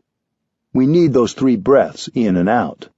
This will make you calm, and your calm will be communicated to the other person. Then, when you go to another person, you know you will be fresh, you will have peace, and you can offer those things to the other person. If you want the mantra to work, you have to breathe in mindfully first and become fresh before you pronounce it. You look into the other person's eyes and you say these short sentences. A mantra may contain as few as 4 words, but in these words you are able to be fully there for the person you love. The first mantra. The first mantra is, I am here for you. This is the best gift you can give a loved one. Nothing is more precious than your presence. No matter how expensive the things you buy for someone else, they're not as precious as your true presence. That wonderful presence is fresh, solid, free, and calm, and you offer it to your loved ones to increase their happiness and your own happiness. I am here for you. To love someone means to be there for him or for her. To be there is an art and a practice. Are you truly there for the person you love, 100%? Using the skills of mindful breathing and mindful walking, you can bring together your body and mind to restore yourself and produce your true presence in the here and the now. To be there like that, for yourself and for the other person, is an act of love. We can also use this mantra with ourselves. When I say to myself, I am here for you, it also means that I am there for myself. My mind goes home to my body, and I become aware that I have a body. That is a practice of love directed to yourself. If you are capable of being with yourself, you are capable of being with the person you love. The practice can be very pleasant. Breathing in and bringing your mind home to your body can be a very pleasant thing to do. You enjoy your in-breath, you enjoy your body, and you enjoy your mind. Then the mantra will have an effect on those around you, too. You don't need to wait for the practice to be reciprocated. The other person doesn't need to say anything in return. When you produce the mantra, both of you benefit. The mantra helps you and the other person come home to yourselves and to the moment you are sharing. So the effect is double. We say that love is based on understanding, but how can you understand someone if you aren't present? Your mind has to be in the here and the now before you can love. So the first definition of love is to be there. How can you love if you are not there? To love, you have to be there. The tree outside your window is there, supporting you. You can be there for yourself and for your loved ones, just like the tree. Mindfulness practice is the foundation of your love. You cannot love properly and deeply without mindfulness. Although you're saying, I am here for you, the other person doesn't have to be there for you to practice the first mantra. If the other person is at home or at work, you can use the phone. As you hold the phone in your hand, breathe in and out a few times to make yourself present and calm. When you hear the phone ringing, you can continue your mindful breathing. When the other person picks up the phone, you can ask if he or she has a moment. If so, you can say, I am here for you. If you have practiced mindful breathing, the way you say the mantra will convey your calm and your presence. The second mantra. Don't use the second mantra until you have practiced the first and produced your presence. Then, when you are truly there in the here and the now, you are in a position to recognize the presence of the other person. The second mantra is, I know you are there, and I am very happy. You are letting your loved one know that his or her presence is important to your happiness. The second mantra acknowledges that you really see the other person. This is crucial, because when a person ignores you, you don't feel that you are loved. You may feel that the people you love are too busy to see you. Your loved one may be driving the car and thinking of everything except you who are sitting in the next seat. You don't have that person's attention. To love means to be aware of the presence of your beloved one, and to recognize that presence as something very precious to you. You use the energy of mindfulness to recognize and embrace the presence of your beloved one. Embraced by your mindfulness, the other person will bloom like a flower. I know you are there, and I am very happy. The second mantra is to reaffirm the presence of the other person as someone very important to you. The second mantra, like the first, only works if you breathe in and out before saying it. Imagine the other person is not there. He or she has moved away or passed on. You might feel a big hole. Right now, that person is alive and near you, so you're very lucky. That's why you have to practice the second mantra, to remind yourself of the gift of that person's presence. When someone says he loves you, but he ignores your presence and doesn't pay attention to you being there, you don't have the feeling that you are loved. So when you love someone, you have to recognize his or her presence as something precious to you. The second mantra can be practiced every day, several times a day. I know you are there, and it makes me very happy. This mantra, like the first, can be shared any time, before work, at the dinner table, or over the phone or by email if you want to share it with someone you don't get a chance to see. These mantras feel a bit awkward at first, while you're getting used to them. But once you see the results, they will get easier. You can make yourself and the other person happy right away. It's quicker than instant coffee. But remember one thing. A mantra can be practiced successfully only if you know how to make yourself present and say it in mindfulness. The third mantra. While the first two mantras can be said several times a day, no matter what the situation, the third mantra is used when you notice that the other person is suffering.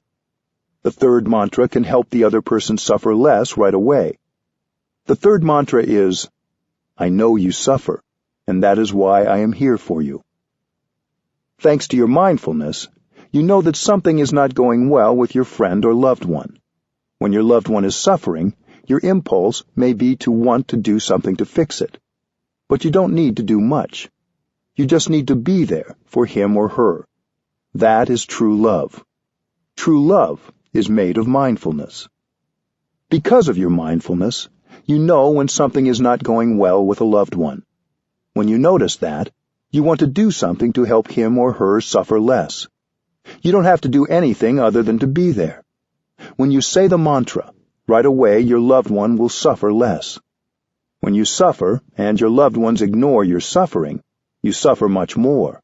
But if the other person is aware of your suffering and offers his presence to you during those difficult moments, you suffer less right away. It doesn't take much time to bring relief. So please use this mantra in your relationship to help the other person suffer less. The fourth mantra. The fourth mantra is a little more difficult, especially for those of us with a lot of pride. You use the fourth mantra when you suffer and you believe that the other person has caused your suffering. This happens from time to time.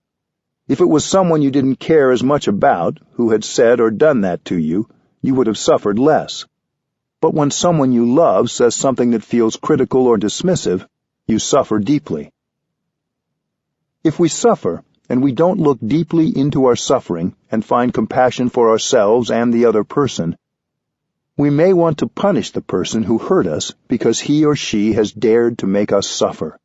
When we suffer, we think it's the other person's fault for not appreciating us enough or loving us enough. Many of us have a natural tendency to want to punish the other person. One way we think of punishing the other person is to show that we can survive without him or her. Many of us have made this mistake. I myself have also made that mistake. But we learn. We want to show the other person that without him or her, we can survive very well. This is an indirect way of saying, I don't need you. But that's not true. In fact, when we suffer, we need others. When we suffer, we should tell others that we suffer and that we need their help. We usually do the opposite.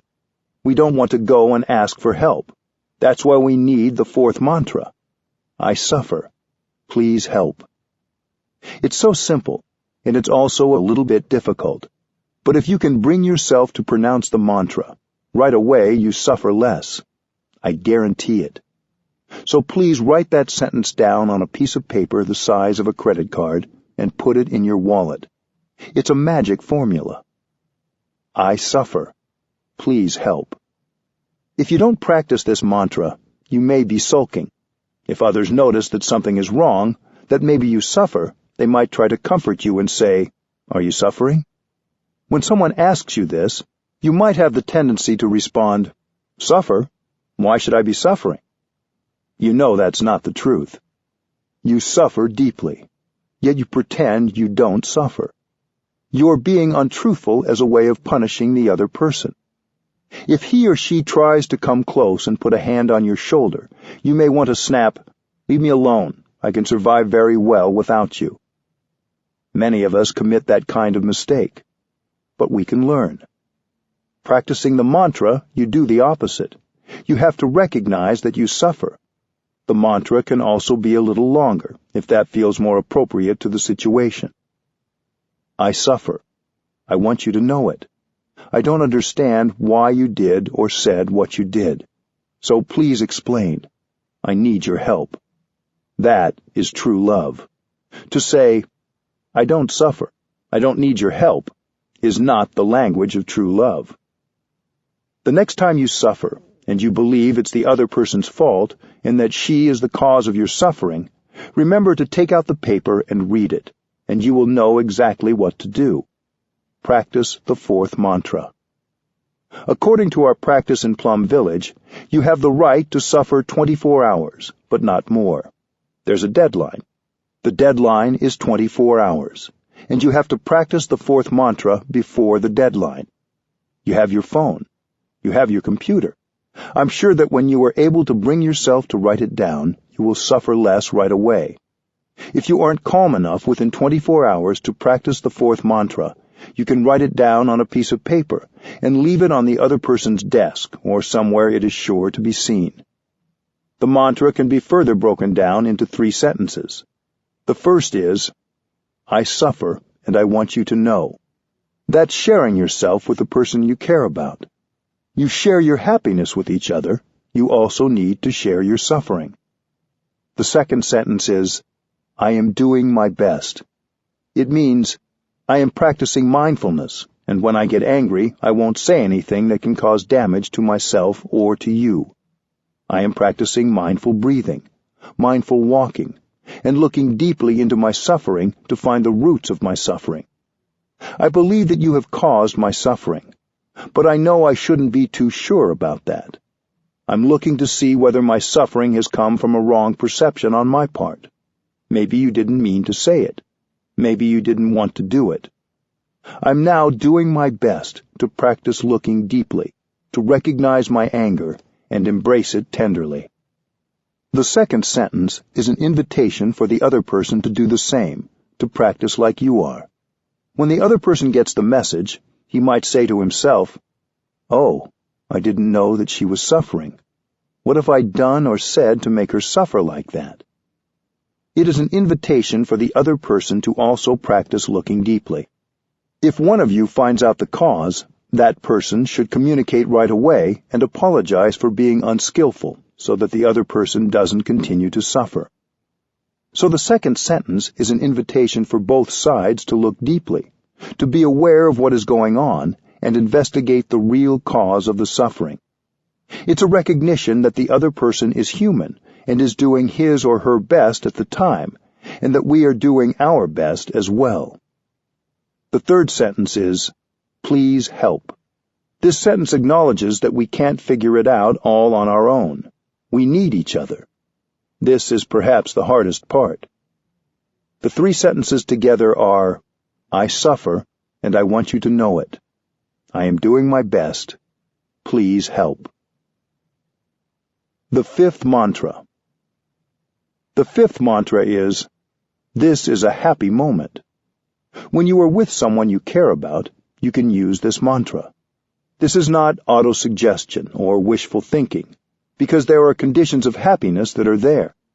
If we're not mindful, we won't recognize them. This mantra is to remind ourselves and the other person that we are very lucky, that there are so many conditions of happiness that are available in the here and the now. We can breathe easily. We have each other.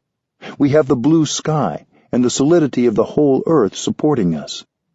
Sitting with the other person, walking together, you may want to pronounce the fifth mantra and realize how lucky you are. Being able to recognize that this moment is a happy moment depends on your mindfulness. These conditions of happiness are more than enough for both of you to be happy in the here and the now. It is mindfulness that makes the present moment into a wonderful moment. We can each learn how to bring happiness into the here and the now with our practice. What are we waiting for to be happy? Why do we have to wait? With mindfulness, you can recognize that it is possible to be happy right here and right now. The sixth mantra. You use the sixth mantra when someone praises or criticizes you. You can use it equally well in both cases. The sixth mantra is, "You are partly right. I have weaknesses in me, and I have strengths in me. If you praise me, I shouldn't get too puffed up and ignore the fact that in me there are also challenges. When you criticize me, I shouldn't get lost in that and ignore the positive things. When you see beautiful things in someone, you tend to overlook the things that are not so beautiful. But as human beings, we all have both positive and negative aspects. So when your loved one rhapsodizes about you, telling you that you are the very image of perfection, you can say, "You are partly right. You know that I have other things in me too." In this way, you retain your humility. You don't become the victim of a prideful illusion, because you know that you're not perfect. This is very important. When you pronounce the sixth mantra, you preserve your humility.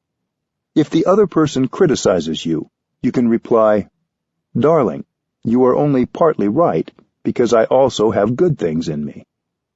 Without judgment, you investigate so you can improve.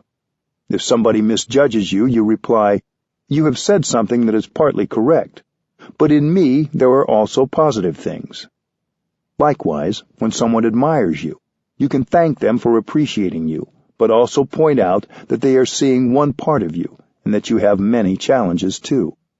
You have said something that's only partly correct, because I have many weaknesses that you perhaps haven't seen yet.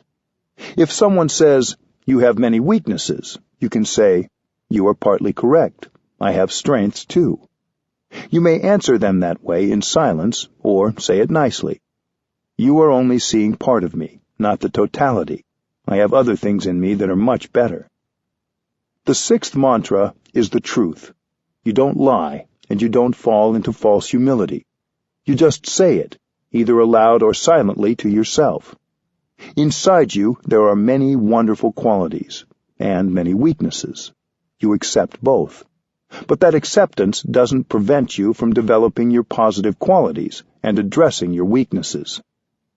We can use the same method when we look at other people. We can accept others like we accept ourselves. We know that what they are expressing is only part of them.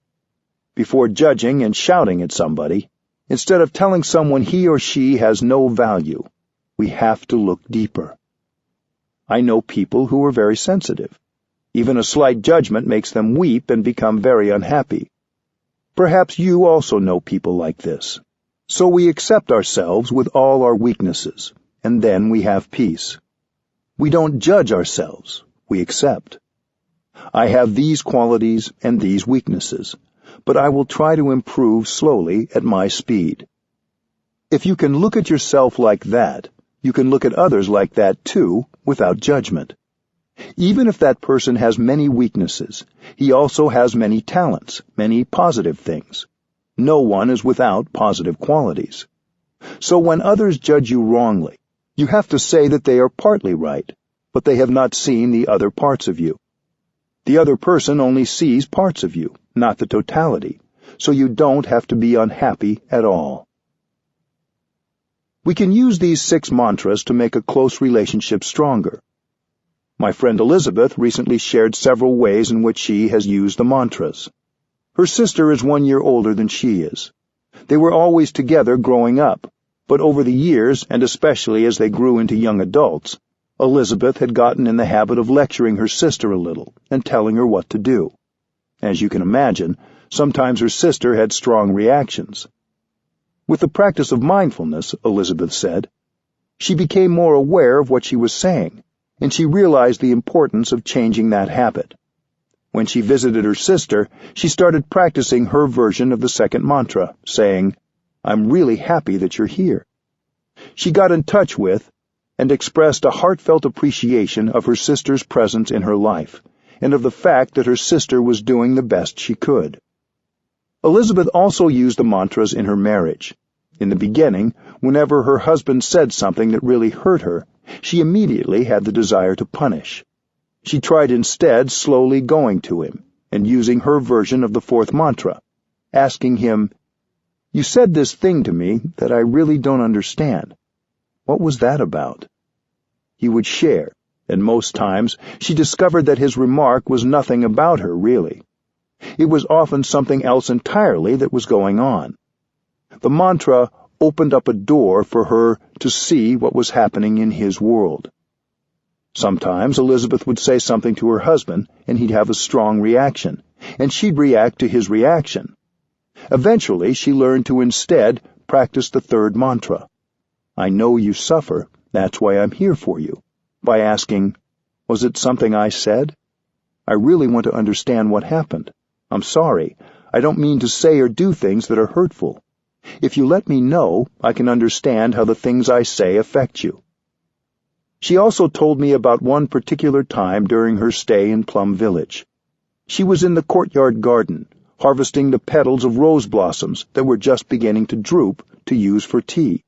A gardener came along and scolded Elizabeth for taking away flowers that were growing there for everyone to enjoy in the courtyard.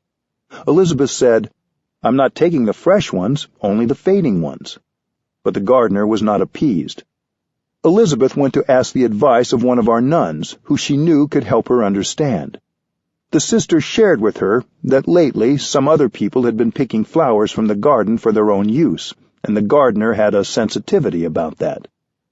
"Elizabeth," the sister said, "you just bumped into his sensitivity." After she heard that, Elizabeth was able to go to the gardener and practice the 3rd mantra. She said, "I understand the situation better now, and I won't touch the flowers in the courtyard if you prefer." The gardener was getting ready to go away on a trip to Germany, and Elizabeth also practiced the 1st mantra, "I'm here for you," by telling him that during his absence she would water the roses and trim the rose hips for him. Another friend recently shared that he was suffering a lot during a retreat. He chose to practice the 4th mantra, "I suffer, please help," by sharing with his roommates that he didn't need to talk about anything, just to be allowed space. This allowed his roommates to understand what was happening with him, not take it personally, and be more accepting when he wasn't able to be there for them as they would like. It was beneficial to see what he needed, and for him to ask for that support. The 6 mantras are something that everyone can practice at home. Children can do them too. So often children feel powerless in the family. But with mindfulness, concentration, and practice of the 6 mantras, they have a tool. By saying a mantra with love and full presence, a child can change the situation, even a tense one, right away. It also gives parents a chance to use the language of love instead of authority when communicating with their children. This keeps communication alive between parents and children. When there's no real communication in the family, both parents and children suffer. The practice of the 6 mantras is a way to use loving speech and deep listening to keep the door of communication open. With this kind of communication, we will understand each other better, and then our love will be true love, because it will be based on understanding. Bringing compassionate communication to your relationships. When you are able to use the 6 mantras with your loved ones, you will find that you are building a kind of home together. By listening compassionately to yourself, you have started to come home to yourself. With compassionate communication, you can help your loved ones come home to themselves. Your loved ones are also looking for home, for some warmth and a refuge. Once you have a home, you can help the other person. You are confident because you know how to connect with yourself and make a home for yourself. Your confidence can inspire others to do the same. They may find a home in you, and they lean on that to build a home in themselves. You don't need an iPhone to do this. You need your eyes, to look at them with compassion. You need your ears and your mouth to listen with compassion and speak mindfully. When your loved one is able to go back to himself or herself, then your relationship becomes a real relationship, because both of you feel at home in yourselves. Don't be afraid to give your loved ones the space they need to listen to themselves. When you have enough space to listen to your own self, when you come together, you find a home in each other as well as in yourselves. There is a communal home for you to share. This becomes the base of all your relationships. If you want to help society, your community, your country, you have to have a home base. When you have a true home in yourself and in your home, you have happiness, safety, and fulfillment. Then you are in a position to go out and help create a more compassionate and loving community. 5. When difficulties arise. Many of us suffer because our communication with other people is difficult. At work, for example, we often feel we have tried everything and there is no way to reach our colleagues. This is often true in families as well. We feel our parents, our siblings, or our children are too stuck in their ways. We think no real communication is possible. Yet there are many ways to reconcile and to create openings for more compassionate communication. Communicating when you're angry. One reason we have trouble communicating with others is that we often try to communicate when we are angry. We suffer, and we don't want to be alone with all that suffering. We believe that we are angry because of something others did, and we want them to know it. Anger has urgency to it. We want to let others know right away what the problem with them is. But when we're angry, we aren't lucid. Acting while angry can lead to a lot of suffering and can escalate the situation. That doesn't mean we should suppress our anger. We shouldn't pretend that everything is fine when it isn't. It's possible to feel and engage with our anger in a healthy and compassionate manner. When anger is there, we should handle it with tenderness, because our anger is us. We shouldn't do violence to our anger. Doing violence to our anger is doing violence to ourselves.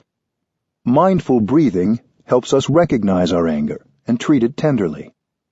Mindful energy embraces the energy of anger. Anger is a strong energy, and we may need to sit with it for a while. When you cook potatoes, you have to maintain the fire underneath for at least 15 or 20 minutes. The same is true of the practice of mindfulness when it embraces anger. It will take a while, because the anger takes a while to cook. After you have sat with mindful awareness and calmed your anger, you can look deeply into the anger to see its nature and where it has come from. What is the root of that anger? Anger may come from a wrong perception, or a habitual way of responding to events that doesn't reflect our deepest values. In popular psychotherapy, we're sometimes encouraged to express our anger physically, to get it out of our system. We're advised to allow our anger to manifest by shouting in a secluded place, or hitting an inanimate substitute, such as a pillow. I haven't found this practice to be useful in transforming the roots of anger. Think of a wood stove. If something goes wrong with it, you can open the windows so the smoke goes out. But if the stove still has that defect, the smoke will come again. You have to fix the wood stove. Yelling and punching your pillow can be just rehearsing and nourishing anger and making it stronger, not getting it out of your system. You have to get genuinely in touch with your anger in order to heal. While you're hitting your pillow, you're not really getting in touch with your anger in a way that helps your understanding grow. You're not even getting in touch with the pillow, because if you were in touch with the pillow, you would know that it was only a pillow. Suppressing anger can be dangerous. It will explode if it is ignored. Anger, like all strong emotions, wants to express itself. So, how do we handle it? The best thing is to go home to ourselves and take care of our anger. We can remember the first mantra and be there for ourselves and take care of our anger. We return to ourselves and connect body and mind. Return to your practice of mindful breathing and mindful walking. To be present means to be mindful, and then use that mindfulness to recognize, embrace, and look deeply at our strong emotions. Usually when anger manifests, we want to confront the person we think is the source of our anger. We're more interested in setting that person straight than in taking care of the more urgent matter, which is our own anger. We are like the person whose house is on fire, who goes chasing after the arsonist instead of going home to put out the fire. Meanwhile, the house continues to burn. There are many things you can do to communicate that you are suffering over something that somebody has done. You can write a note or send an email to the person. But first, practice mindful breathing and take care of your anger. This is a perfect time to use the fourth mantra, I suffer. Please help. You may phone the other person once you have calmed your anger, but only when you can calmly tell him or her that you suffer and you want help. You can let the other person know that you are doing your best to take care of your suffering. Encourage that person to do the same. Asking for help when we're angry is very difficult, but it allows others to see your suffering instead of just your anger. They will see that suffering causes the anger, and then communication and healing can begin. Helping each other suffer less. When we have a rift or an estrangement from someone we care about, both people suffer. If we didn't care deeply about the other person, the rift would not be so painful. It's the people we care about most who trigger our greatest suffering. We may spend a long time living with the rift, until we start to think of it as irreparable. But as long as it's there, we'll always be trying to avoid it, to cover it up, because we are afraid to be in touch with the suffering inside. We can pretend that it's not there, but it's really there, a big block inside. The suffering in us demands to be understood.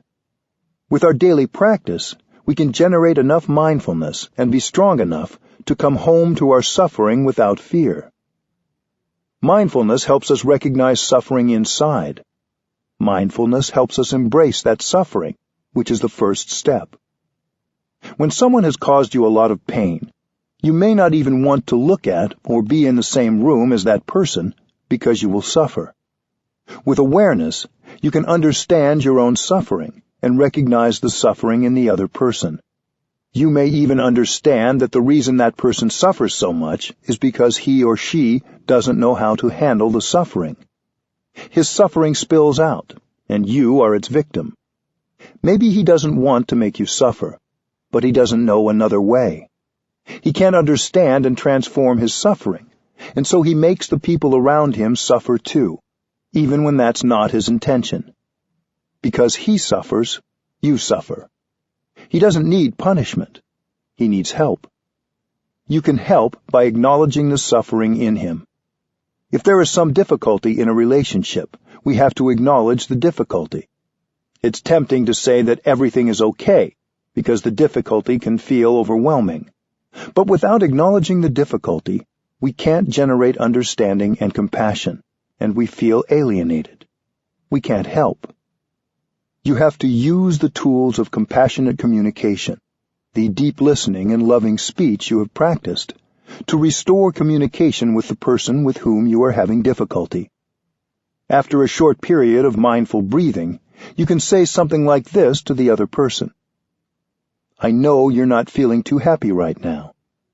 In the past, I didn't understand your feelings, so I reacted in a way that made you suffer more, and that also made me suffer more.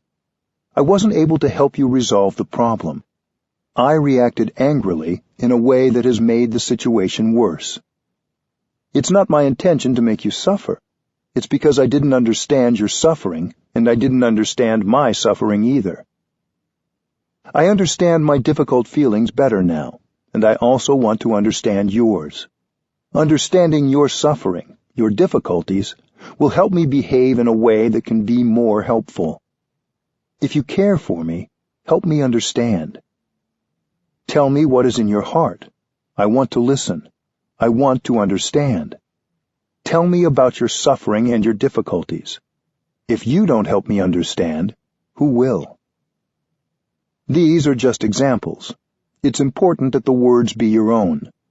When you have the energy of compassion in your heart, your own loving words will come to you naturally. When you are very angry at someone, in the heat of the moment, it's almost impossible to use loving speech. But when understanding arises, compassion comes, and it's possible to use loving speech without having to make a lot of effort. A doctor who doesn't see the nature of the sickness can't help the patient. A psychotherapist who doesn't understand a patient's suffering can't help. Loving speech can open the door. Then you have an opportunity to practice deep listening and help the other person heal the relationship. It takes courage to acknowledge difficulty in a relationship. You may think you will just wait until the other person comes to you first, but that may not happen. You can't wait. You can begin the practice of restoring communication by modeling open-hearted, compassionate dialogue. You may have to give yourself a deadline for making a start. When people come to week-long retreats, I give them a deadline of the last night of the retreat to begin the reconciliation. If you are truly practicing, others will see that and be affected by it. They may not be able to show it right away, but what you say and the look in your eyes will have an effect. The suffering of pride. There is a well-known Vietnamese story about a young couple who suffered deeply because they didn't practice mindful communication. The husband went off to war and left his pregnant wife behind. 3 years later, when he was released from the army, his wife came to the village gate to welcome him and brought along their little boy. It was the first time the man had seen his child. When the young couple saw each other, they could not hold back the tears of joy. They were so grateful that the young man had survived and come home. In Vietnam, there is a tradition that when an important event happens, we make an offering on an altar to our ancestors and tell them what has happened. The wife went to the market to buy flowers, fruits, and other provisions for an offering to place on the altar. The father stayed home with his son and tried to persuade the little boy to call him Daddy, but the little boy refused. He said, "Mister, you aren't my daddy. My daddy is someone else. He used to come and visit us every night. Whenever he came, my mother would talk to him for a long time and cry and cry. When my mother sat down, the man sat down. When my mother lay down, he also lay down. So you are not my daddy."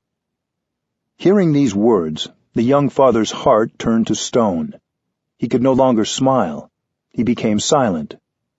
When his wife returned, the man didn't look at her or speak to her anymore. He was very cold. He acted as though he despised her. She didn't understand why, and she began to suffer deeply. After the ceremony to make an offering to the ancestors, it's traditional to take the offering from the altar, and then the family sits down and enjoys the meal with happiness. But after the young man performed the offering, he didn't do this. He left the house, went into the village, and spent his time in the liquor shop. He got drunk because he couldn't bear his suffering. When the husband came home, it was very late. He did the same thing every evening. He never talked to his wife, never looked at her, never ate at home. The young lady suffered so much she couldn't bear it, and on the 4th day she jumped into the river and drowned. The evening after the funeral, the young father and the boy came home. As the man lit the kerosene lamp, the little boy shouted, "Here is my father," and pointed to the shadow of his father on the wall. It turned out that the young woman used to talk to her shadow every night, because she missed her husband so much. One day the little boy had said, "Everyone in the village has a father. Why don't I have one?" In order to calm the little boy, she pointed to her shadow that night on the wall and said, "There is your father." Of course, when she sat down, the shadow would sit down too. Now, the young father understood. His wrong perception had been wiped away, but it was too late. What if the man had gone to his wife and asked, "Darling, I've suffered so much the last few days. I don't think I can survive. Please help me. Please tell me who is that person who used to come every night and with whom you talked and cried." That's a very simple thing to do. If he had done this, the young lady would have had a chance to explain, the tragedy would have been averted, and they would have recovered their happiness very easily. That's the direct way. But he didn't do this because he was so deeply hurt, and his pride prevented him from going to her and asking for help. The woman suffered so much as well. She was deeply hurt because of her husband's behavior, but she didn't ask for his help. Perhaps if she'd asked her husband what was wrong, he would have told her what their son had said. But she didn't because she, too, was caught in pride. A wrong perception can be the cause of a lot of suffering. All of us are subject to misunderstanding. We live with wrong perceptions every day. That's why we have to practice meditation and looking deeply into the nature of our perceptions. Whatever we perceive, we have to ask ourselves, are you sure your perception is right? To be safe, you have to ask. We're subject to many wrong perceptions in our daily lives. It may be that the other person didn't have the intention to hurt you. Mindful communication has the potential to ease so much of the unnecessary suffering in our relationships. Reconciling in families. Sometimes communication is hardest in our own family, because families share similar suffering and ways of responding to suffering. The suffering of your parents was passed down from their parents and from their ancestors before them. Unless you begin to understand your own suffering and reconcile with yourself, that suffering will continue to be passed down to future generations. So we do the work of mindful communication, not just for ourselves and our loved ones, but for our descendants. Understanding your own suffering, you understand the suffering of your father. Your father may have had a lot of suffering and been unable to handle and transform the suffering, so he transmitted the whole mass of suffering to you. You inherit this suffering from him and from your mother. When we're still young, many of us are determined to be different from our parents. We say we'll never make our children suffer, but when we grow up, we tend to behave just like our parents, and we make others suffer, because like our ancestors, we don't know how to handle the energies we've inherited. We've received many positive and negative seeds from our parents and ancestors. They transmitted their habit to us because they didn't know how to transform it. Sometimes these habit energies have passed through many generations. You have to recognize that you are the continuation of your father, mother, and ancestors. Cultivate mindfulness so you can recognize the habit energy each time it arises and embrace it with your energy of mindfulness. Each time we're able to do this, the habit energy becomes weaker. If we keep practicing like this, we can stop the cycle of transmission, and this will benefit not only us, but our children and descendants. We can also help our children learn how to handle their habit energies and nourish the positive elements they have inside. The suffering we received from our parents when we were children is probably our deepest suffering. We may hate our parents and feel that, whether or not they are still living, we will never reconcile with them. Yet with our practice of breathing mindfully, walking mindfully, and looking deeply, we can bring about transformation and restore communication in even the most difficult families. If the other person also practices mindful awareness, it's much easier.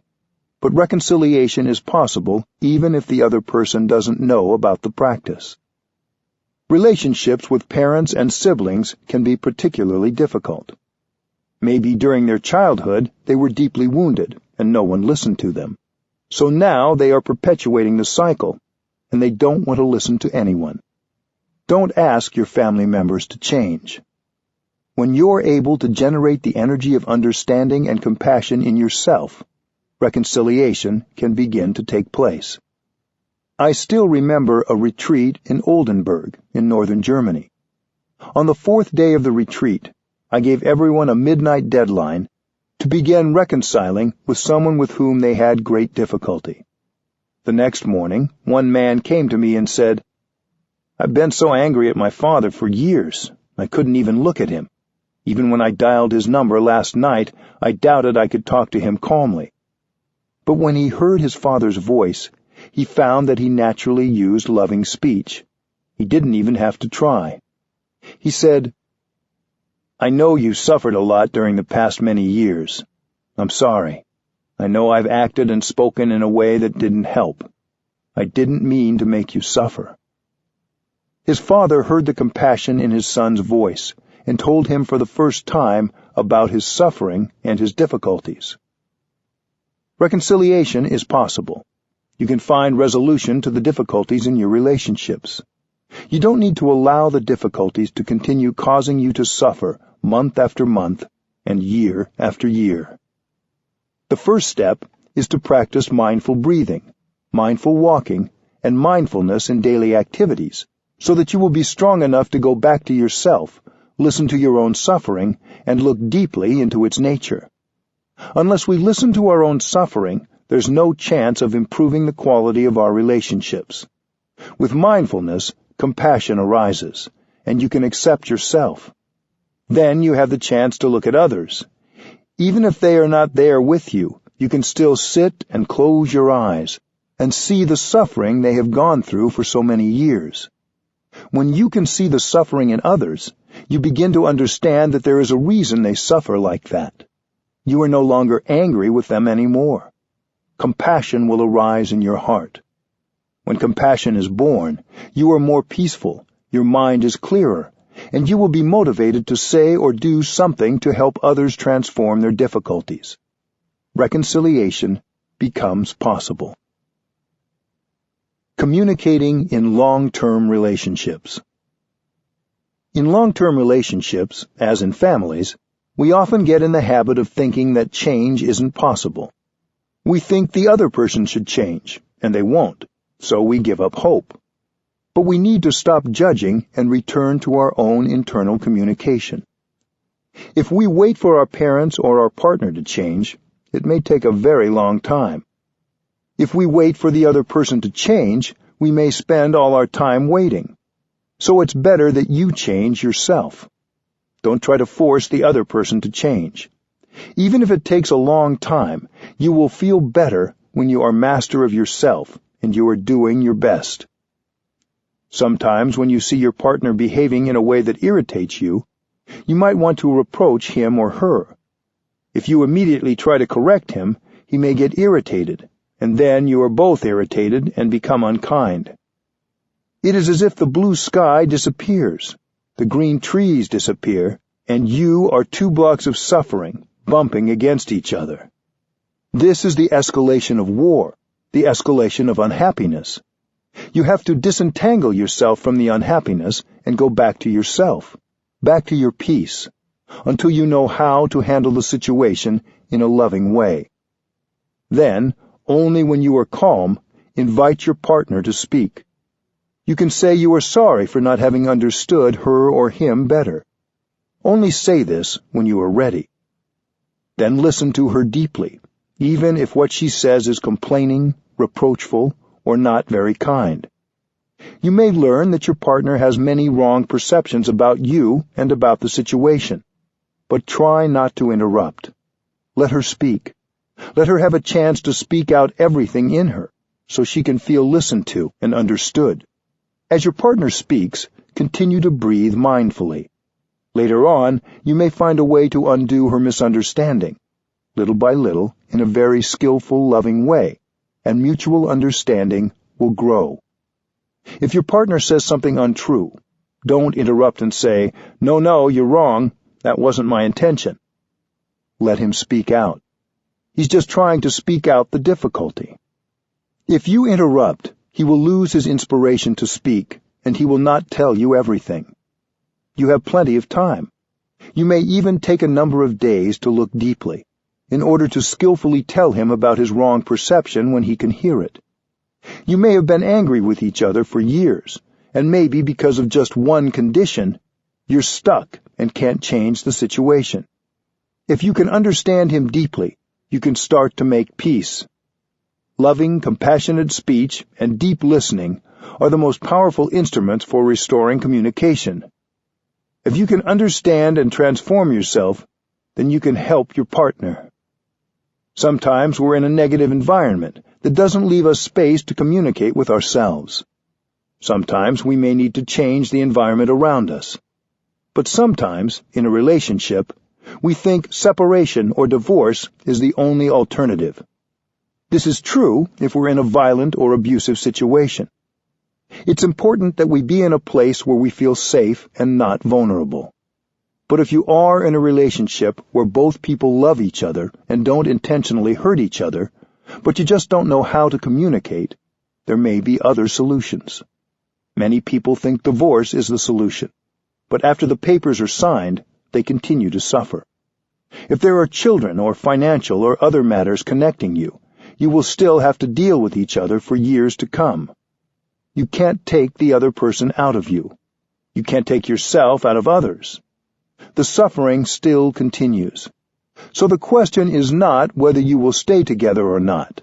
The question is whether you can focus on trying to understand each other, using compassionate speech and deep listening, no matter what the outcome. Mutual understanding in challenging situations. Compassionate communication is an extraordinarily powerful way to create mutual understanding and make changes. It can be used in situations where many people thought connection and communication impossible. It can transform situations where both parties are full of both fear and anger. I have seen this when we've hosted groups of Israelis and Palestinians at Plum Village. The first few days of such a retreat are always very difficult. In the beginning, both groups are full of fear, anger, and mistrust. The two groups don't even like to look at each other. They're so suspicious. They don't feel good when they look at each other because they've suffered a lot, and they believe that their suffering has been brought by the other side. During that first week, we focus solely on communicating with ourselves. Both groups practice and train in mindful breathing, non-thinking, and deep listening to themselves. Only in the second week do we encourage the compassionate communication practices of deep listening and loving speech with each other. The group that speaks is encouraged to use the kind of language that could help the others understand the suffering they've gone through, the children as well as the adults. Each group tells the other about every kind of suffering they have undergone, but they do it using loving speech and trying not to blame or accuse. We advise the listening group to listen with compassion. If they hear a misperception, they shouldn't try to interrupt and correct, because they will have plenty of time later on to help the other group correct their perceptions. When one group listens deeply to the other group, they recognize, maybe for the first time, that the other side has suffered very much, and that the suffering of the other group is very much like their own suffering, even if the circumstances are different. For many, it's the first time that they recognize people on the other side as human beings just like them, who have suffered just like them. When you understand their suffering, you feel compassion for them, and suddenly you don't hate anymore. You're not afraid of them anymore. Your way of looking at them has changed. They see compassion and acceptance in your eyes, and right away they suffer less. These sessions of deep listening are organized in such a way that people have enough time to listen and talk about their suffering. Some of us who were present at these sessions were neither Palestinian nor Israeli. We were monks, nuns, and lay practitioners who come to sit and breathe with them and support their practice. We practiced mindful breathing and offered the collective energy of peace and mindfulness so they could practice listening with compassion. Our presence with the two groups was very important. We created a collective energy that supported mindful speech. I think we can organize the same practice for ourselves or for any two groups who are divided. Sometimes Hindus are afraid of Muslims, and at the same time, Muslims are afraid of Hindus. In other situations, Muslims are afraid of Christians, and Christians are afraid of Muslims. We think of the other group as a threat to our survival and to our identity. The first thing is to look deeply and see that not only on your side, but also on the other side, there's a lot of fear and suffering. In the beginning, we think that we are the only ones who suffer and have a lot of fear. But if we get close enough to the other side and look, we see that they also have a lot of fear of us, and also suffering. When we can see their suffering and fear, we suffer less already. When we're able to produce a compassionate thought, this thought begins to heal us, heal the other, and heal the world. Peace negotiations. I think if government officials organized peace talks the way we organize sessions of deep listening and loving speech, they would have more success in bringing reconciliation to opposing parties. When opposing parties come together to negotiate, they shouldn't negotiate right away. Each group has a lot of doubt, anger, and fear in them, and negotiating may be too challenging when these strong emotions are present. The first part of any peace initiative should be devoted to the practice of breathing, walking, sitting, and calming. Then the groups may be ready to listen to each other, and the desire and capacity for mutual understanding will be there to serve as a basis for successful negotiations. If the atmosphere gets too heated during the negotiating session and the tension too strong, the chairperson should invite everyone to stop and breathe in and out to calm themselves down. Even if someone was in the middle of addressing the group, everyone should stop and breathe in and out together. When I addressed a meeting of congressional representatives in Washington, D.C., I proposed a similar process. After that, we offered a retreat for a number of representatives, and we practiced mindfulness together. That was many years ago. But there are a few members of Congress who still practice mindful walking on Capitol Hill. It's possible and very beneficial to bring compassionate communication and mindful speech into political life. There's no place where deep listening and loving speech are inappropriate. We don't need to save these techniques for a special occasion. They can be adapted to any situation and be helpful. If we use them now, we will have the understanding and insight we need to repair the damage we caused in the past and bring healing to ourselves, our families, our relationships, and our communities. 6. Mindful communication at work. Successful work communication begins before we even arrive at our jobs. Often on our way to work, as we drive, bike, take the train, ride the bus, or walk, we focus on what we'll have to do when we arrive, or on something we didn't finish before we left home. If we instead bring our awareness to mindful breathing and to what's happening right in that moment, we can enjoy every moment of transporting ourselves to work.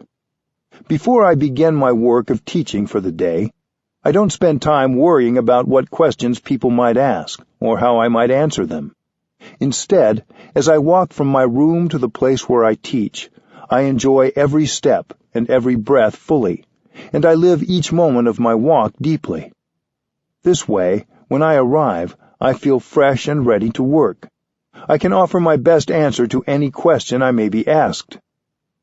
If you arrive at your workplace having already practiced mindfulness while getting ready at home and while on your way, You'll arrive happier and more relaxed than you have in the past, and successful communication will come a lot more easily. The way you think about your work and your work relationships affects how you communicate in your work environment.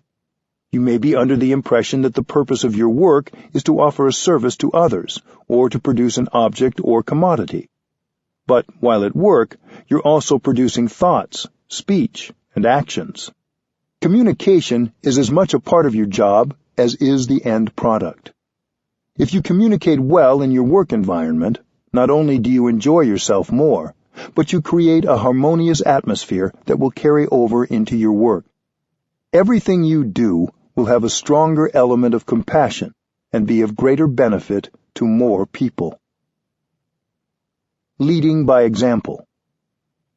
When I was in India a number of years ago, I met Mr. K.R. Narayanan when he was the President of the Indian Parliament. We spoke about using the practice of deep listening and compassionate dialogue in legislative bodies. I said that any work environment, including a legislative assembly, could become a community motivated by mutual understanding and compassion. If we create a healthy and nourishing work community, we are modeling the kind of environment we want to create in the world.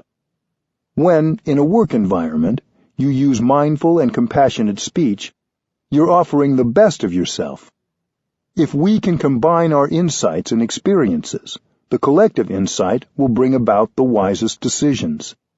If we're not able to listen to our colleagues with a free heart, if we only consider and support ideas that we already know and agree with, we're harming our work environment. Whatever your position is at work, you can set an example by learning to listen to everyone with equal interest and concern. Many workplaces are characterized by daily stress. We need to set up spaces at work for the practice of mindful breathing. Mindful breathing is the first step to mindful communicating because it relaxes us in body and mind. We have to be relaxed, to feel well, so that we can make the best decisions possible. When we model relaxation at work, we are already communicating powerfully. Mr. Narayanan and I talked about integrating mindful breathing into the Parliament of India as a way to reduce stress. If they can do it in the legislature, perhaps you can do it in your workplace. Can you bring your colleagues together to practice mindful breathing, or make time available for this before any group meeting, so that people will be able to communicate more effectively and without stress? If you can't organize others, even your own mindful breathing will make your work communication go better. Sometimes workplace communication can seem so difficult, but one mindful breath already begins to make it easier. Greeting your colleagues. What is the first thing you do when you arrive at work? Do you smile at the people you see? Do you greet them?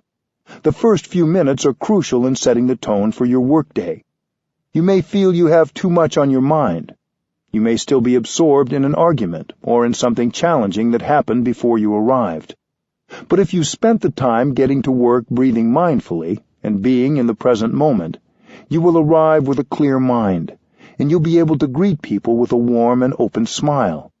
This is part of your job, no matter what your profession. Answering the phone.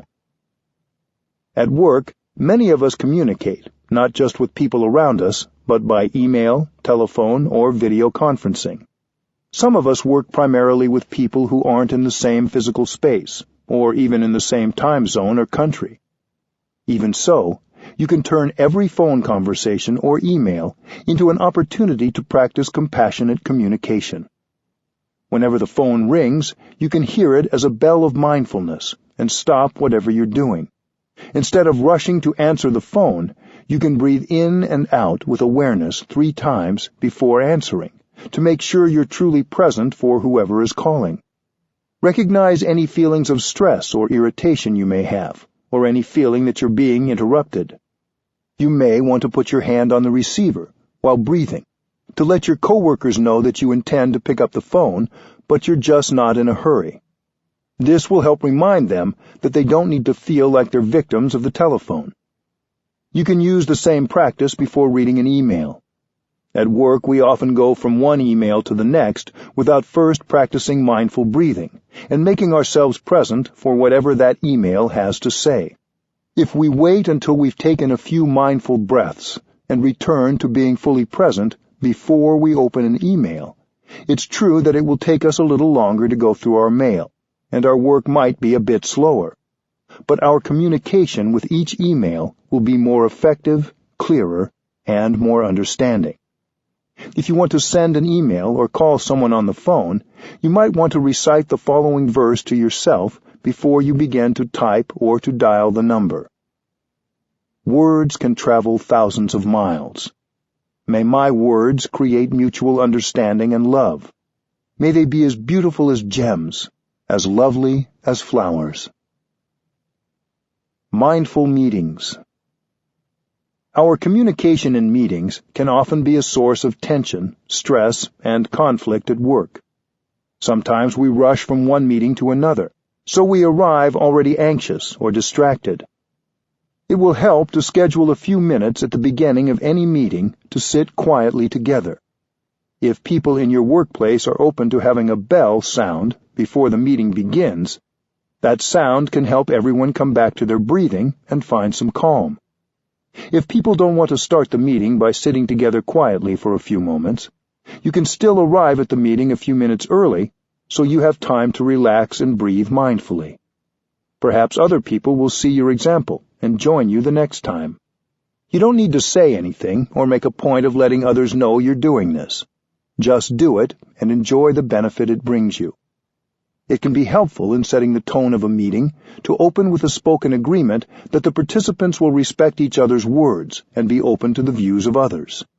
If we try to impose our views on others, we only create tension and suffering at work. So, in any meeting, practice being open and listening to the experience and insight of others. If you have a wonderful idea and are eager to share it, that's good. But you shouldn't be so eager to share your ideas that you drown out the ideas of others.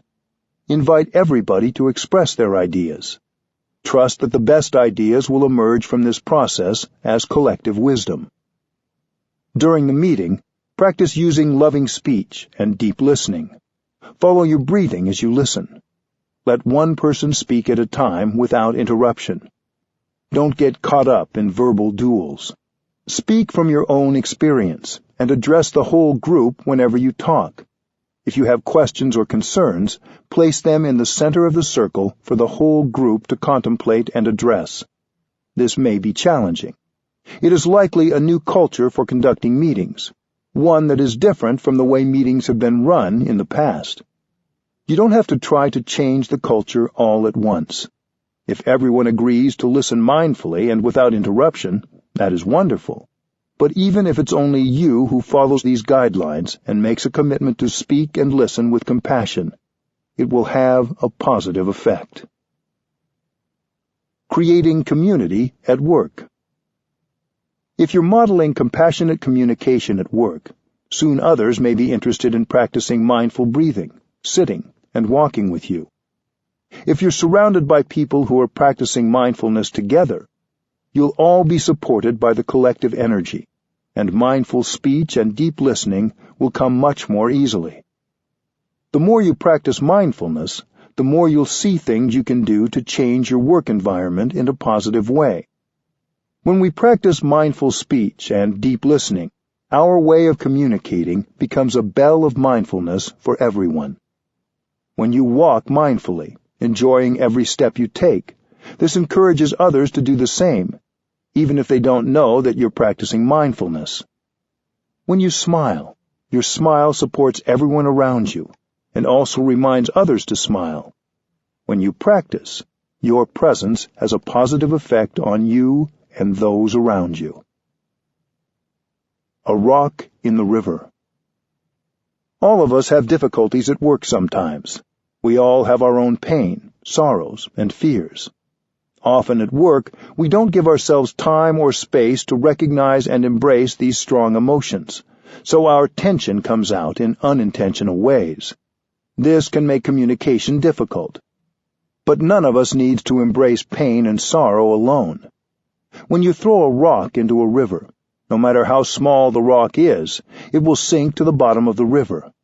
But if you have a boat, you can carry many tons of rocks and they won't sink. The same is true of our suffering. Our sorrow, fear, worries, and pain are like rocks that can be carried by the boat of mindfulness. If we give ourselves the time and space to embrace and recognize the suffering, we won't sink into the ocean of anger, worries, or sorrow. We become lighter. We can practice mindfulness alone, but we can find more ease and joy if we can bring mindful communication into our work environments and have the support of others who are practicing mindfulness with us. Don't expect to change your work environment overnight, but if you make a diligent effort to practice compassionate communication, both with yourself and with your colleagues, you're taking steps in the right direction, and that is good enough. 7. Creating community in the world. As powerful as compassionate communication can be when we use it in our individual relationships, its power is magnified when we bring it to our communities. Both communication and community have the same Latin root, communicare, meaning to impart, share, or make common. We need to go in the direction of reconciliation and understanding, not just with our friends and family, but in our neighborhoods and workplaces. We can create an inclusive, compassionate foundation as the basis from which we interact with everyone. A community that is committed to mindful speech and deep listening can be very effective in making society better. These two practices could be part of a global ethic that would be available to people of any culture or religious tradition to reduce conflict and restore communication. Community creates change. We can speak of our practice in terms of energy because mindfulness is a kind of energy. When we bring our energies together, they are increased 1,000-fold. The whole can be much, much greater than the sum of its parts. Systematic change can't be achieved without the energy of community. If you want to save the planet, if you want to transform society, you need a strong community. Technology is not enough. Without mindfulness, technology can be more destructive than constructive. When we speak about creating a sustainable environment or a more just society, we usually speak of physical action or technological advances as the means to achieve these goals. But we forget about the element of a connected community. Without that, we can't do anything at all. Usually, we think of communal action in terms of physical acts, but the energy of a shared meditative silence or communal chanting is also communication and a powerful kind of action. I don't think of this concentration so much as prayer or a religious rite, but rather as a form of communication. When we sit and concentrate as a community, we create a collective energy that has compassion and awakened understanding in it. Sitting together in silence can be a practice of listening to our own suffering and the suffering of the world. The collective energy of mindfulness also supports our individual practice. When we see other people who are in good communication with themselves and others, they inspire us. Sometimes the cause of our sorrow is hidden by so many layers of suffering that we can't penetrate it by ourselves, even when we practice diligently and sit mindfully. In these cases, the energy of a community of mindfulness can help us embrace and release suffering that we could not reach by ourselves. If we open our hearts, the collective energy of the community can penetrate the suffering inside us. Mindful listening and speaking will make it easier for us to build a stronger community. Building trust and sharing suffering. Some of us do not easily trust another person. For such a person, it can be difficult to imagine sharing with a larger community. We may be a little bit wary or even very suspicious. People say they love us and understand us, but we haven't really experienced that love and understanding. We should be able to find ways to help a person who doesn't have the capacity to receive love and understanding. Sometimes there is real love. There is real understanding. But the person doesn't believe in love and understanding, and that's why he has never been able to receive it. That person is like a hungry ghost. In Buddhism, a hungry ghost is someone who has a big empty stomach and is very hungry, but has a very tiny throat. Even if there's plenty of food, that person can't swallow it. He can't absorb anything. So even if a lot of understanding and love is offered, that person isn't able to take it in. A person who suffers like that has no capacity to receive understanding, love, and help. You have to be very patient. From time to time, we see hungry ghosts like that walking around, and we can recognize them easily. They look very alone and cut off. We have to be very patient and allow them a lot of time and space. Don't be too eager to help, because when you're too eager to help, you may have the opposite effect from what you intended, and you may get an opposite response. Remain fresh, loving, compassionate, and spacious for them. That is what you can do now. Look deeply to see if you can find a mantra to say that's skillful enough to help them enlarge their throats and get nourishment. With patience and time, one day their throats will be larger, and they will begin to notice the energy of love and understanding that is in you. Community building takes time. Community strengthens compassion. Scientists have studied the behavior of social animals such as birds and fish and have found that in every community there is an element of altruism. Some members of the community are ready to die and sacrifice their lives for the sake of the community. There is a kind of fish called a stickleback. They swim in bands, thousands of them. Whenever they notice the shadow of a predator, a large fish that might threaten the band of fish, a few dozen will detach themselves and go explore. They know there's a risk, but they want to go in that direction to see if the threat is real. If they find there's no risk, they go back and rejoin the band of fish. If there is a real danger, a few of them will stay to be swallowed by the big fish, while the rest go back and tell the band of fish to go in another direction. Ants also behave like that, as do bees and some kinds of birds. We humans also hear news reports of heroes sacrificing themselves in this way. The behavior on the part of some members of your community nourishes your own generosity and altruism. Scientists in this fish study found that if a school stays together, the generosity will grow. The descendants will profit and become more and more generous. But if they are dispersed, the generosity dies down very quickly. According to scientists who have conducted studies, when you're exposed to such behavior from some members of your community, the seed of altruism in you is watered. And when your turn comes, you will do the same. You will know how to sacrifice for the sake of the community. Living in the world, we have strong habits. We walk without any awareness or enjoyment of our steps. We walk as if we have to run. We speak, but don't know what we are saying. We create a lot of suffering while speaking. Communities that commit themselves to mindfulness can help members of the community learn how to speak, breathe, and walk mindfully. The community helps train you, and you train yourself.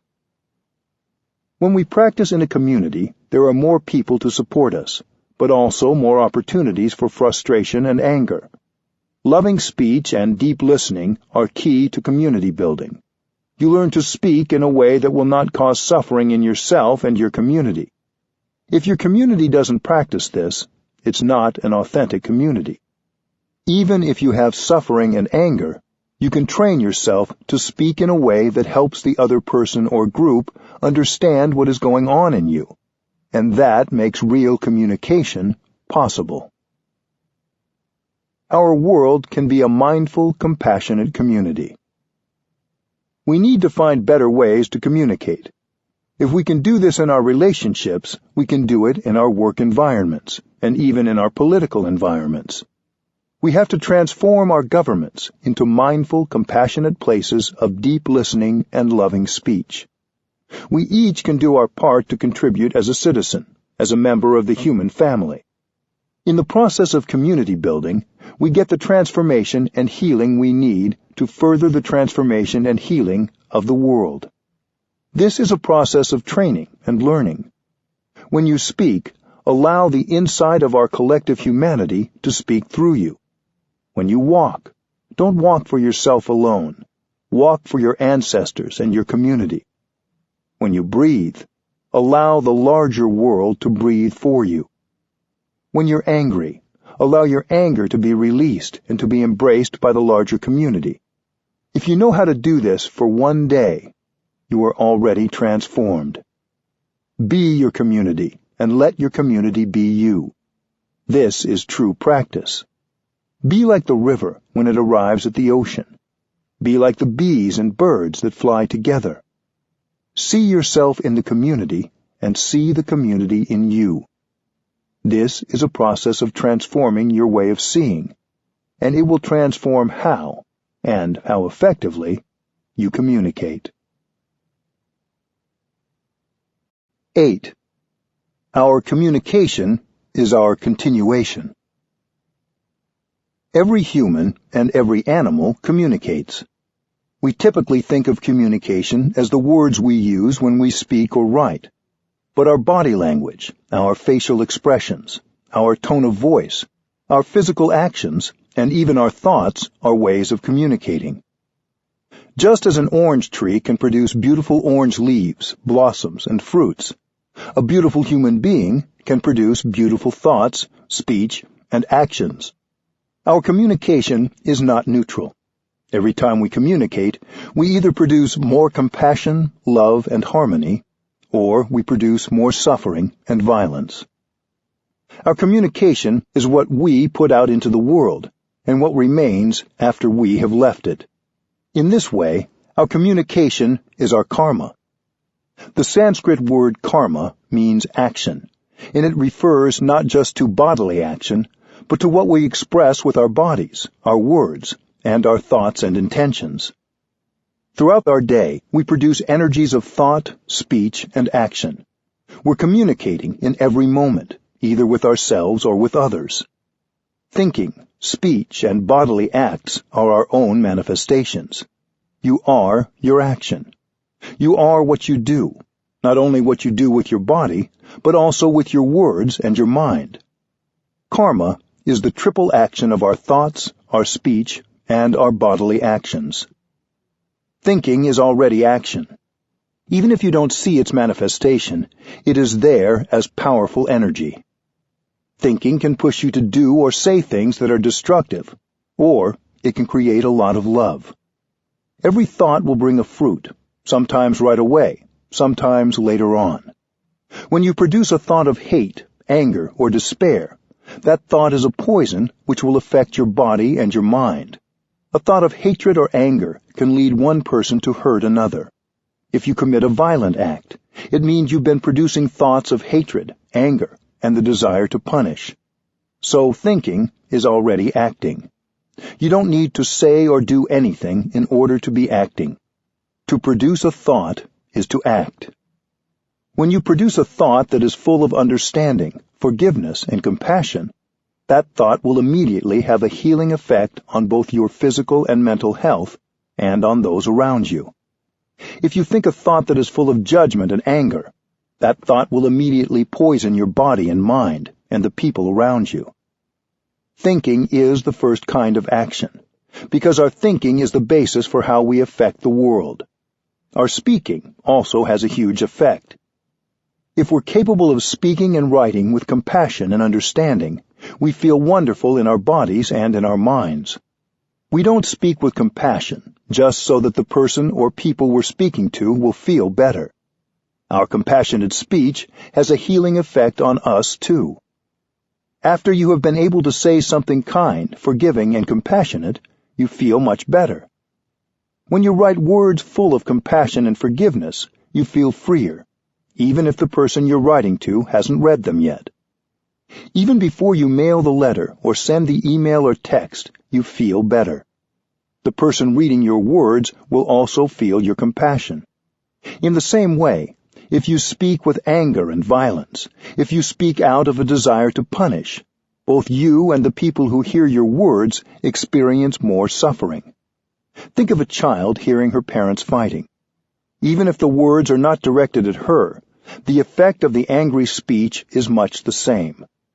Speech, the second form of action, can heal and liberate, or it can cause destruction and pain. The third form of action is bodily action. We communicate with our body language, our clenched fists or open arms, but also with our larger actions, including what we choose to show up for, what we do with our day, and how we treat others. If you are able to do something in the line of saving, supporting, protecting, comforting, rescuing, or caring, there is a positive effect right away.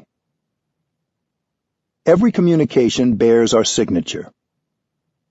Everything we say and do bears our signature. We can't say, "That's not my thought." We're responsible for our own communication. So if it happens that yesterday I said something that wasn't right, I have to do something today to transform it. The French philosopher Jean-Paul Sartre said, "Man is the sum of all his actions." The value of our lives depends on the quality of our thinking, our speech, and our action. We want to offer the best kind of thinking, the best kind of speech, and the best kind of bodily acts, because those actions are our continuation. When we think, when we speak, when we act, we create, and we are there in our creations. That is the outcome of our being. Our communications will not be lost when our physical bodies are no longer here.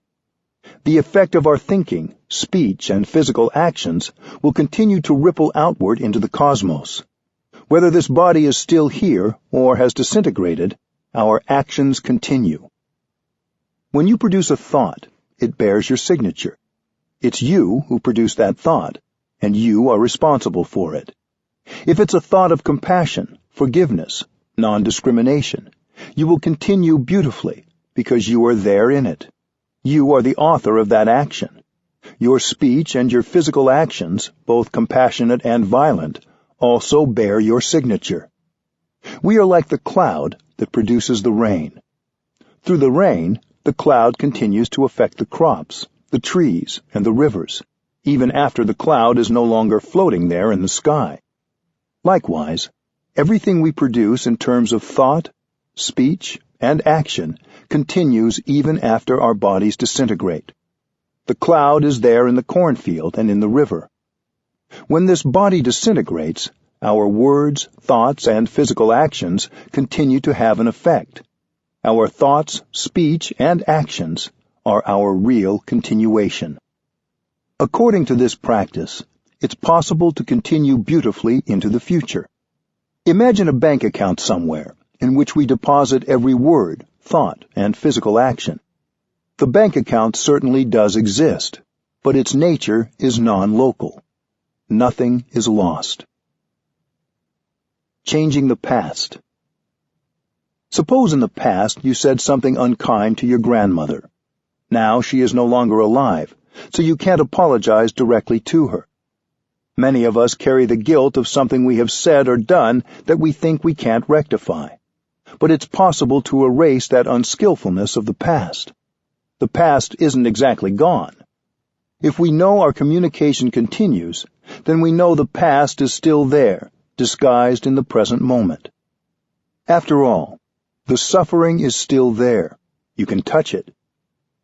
What you can do is to sit down, breathe in and out deeply, and recognize that in every cell of your body there is the presence of your grandmother. Grandma, I know that you are there in every cell of my body. I am your continuation. I'm sorry I said something that made you suffer and made me suffer. Please listen, Grandma. I promise that from now on, I won't say such a thing to anyone anymore. Grandma, please accept helping me in this practice. When you talk to your grandmother like that, you can see her smiling to you, and you heal the suffering of the past. Communication isn't static. Even if yesterday you produced a thought of anger and hate, today you can produce a thought in the opposite direction, a thought of compassion and tolerance. As soon as we produce the new thought, it can very quickly catch up with yesterday's thought and neutralize it. Using right communication today can help us heal the past, enjoy the present, and prepare the ground for a good future. 9. Practices for compassionate communication. The computer bell. Many times when we work with our computers, we are completely lost in our work, and we forget to be in touch with ourselves. Or we may forget to pay attention to our conversations, getting carried away in juicy gossip, criticizing, complaining, or other unmindful speech. We can program a bell of mindfulness on our computers, and every quarter of an hour, or as often as we like, the bell sounds and we have a chance to stop and go back to ourselves. Breathing in and out 3 times is enough to release the tension in the body and smile, and then we can continue our work.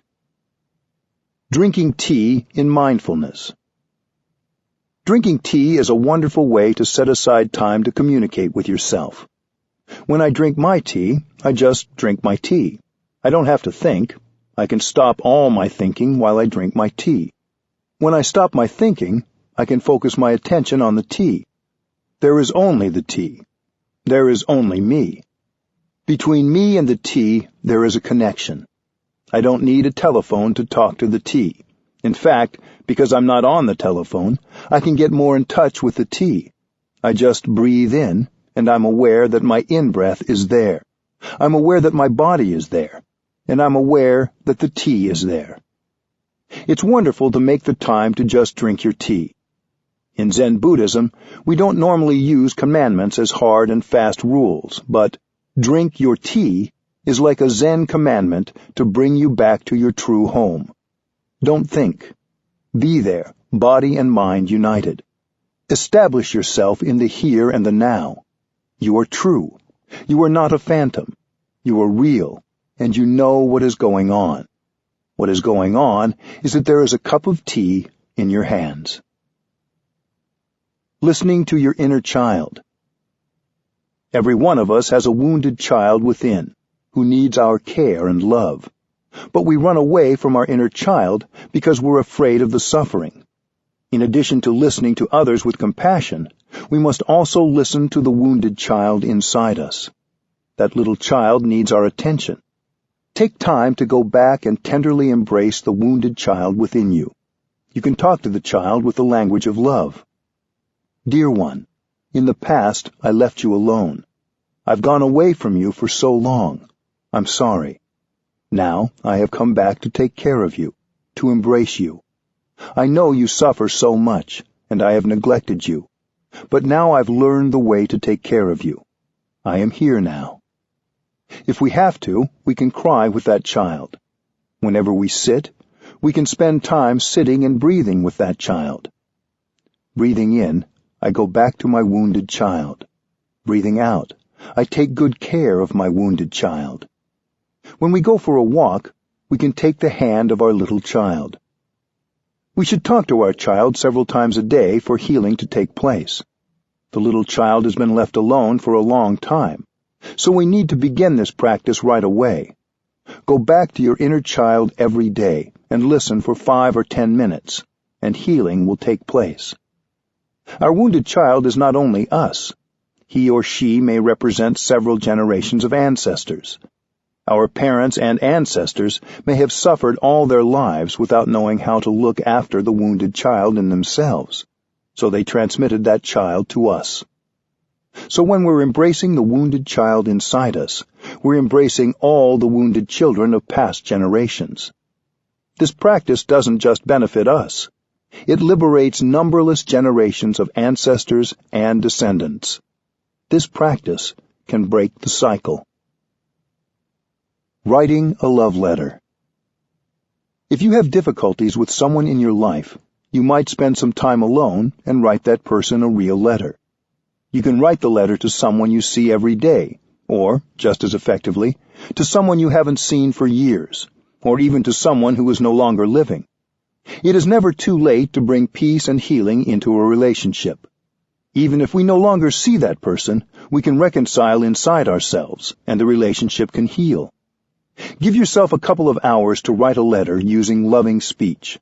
While you write the letter, practice looking deeply into the nature of your relationship. Why has communication been difficult? Why has happiness not been possible? Here is an example. My dear, I know you have suffered a lot over the past many years. I have not been able to help you. In fact, I have made the situation worse. It is not my intention to make you suffer. Maybe I'm not skillful enough. Maybe I tried to impose my ideas on you. In the past, I thought you made me suffer. Now I realize that I have been responsible for my own suffering. I promise to do my best to refrain from saying things or doing things that make you suffer. Please tell me what is in your heart. You need to help me. Otherwise, it is not possible for me to do it. I can't do it alone. You have nothing to risk by writing this letter. You can even decide later whether to send it. But whether you send it or not, you will find that the person who finishes writing the letter is not the same person who began it. Peace, understanding, and compassion have transformed you. Peace Treaties and Peace Notes.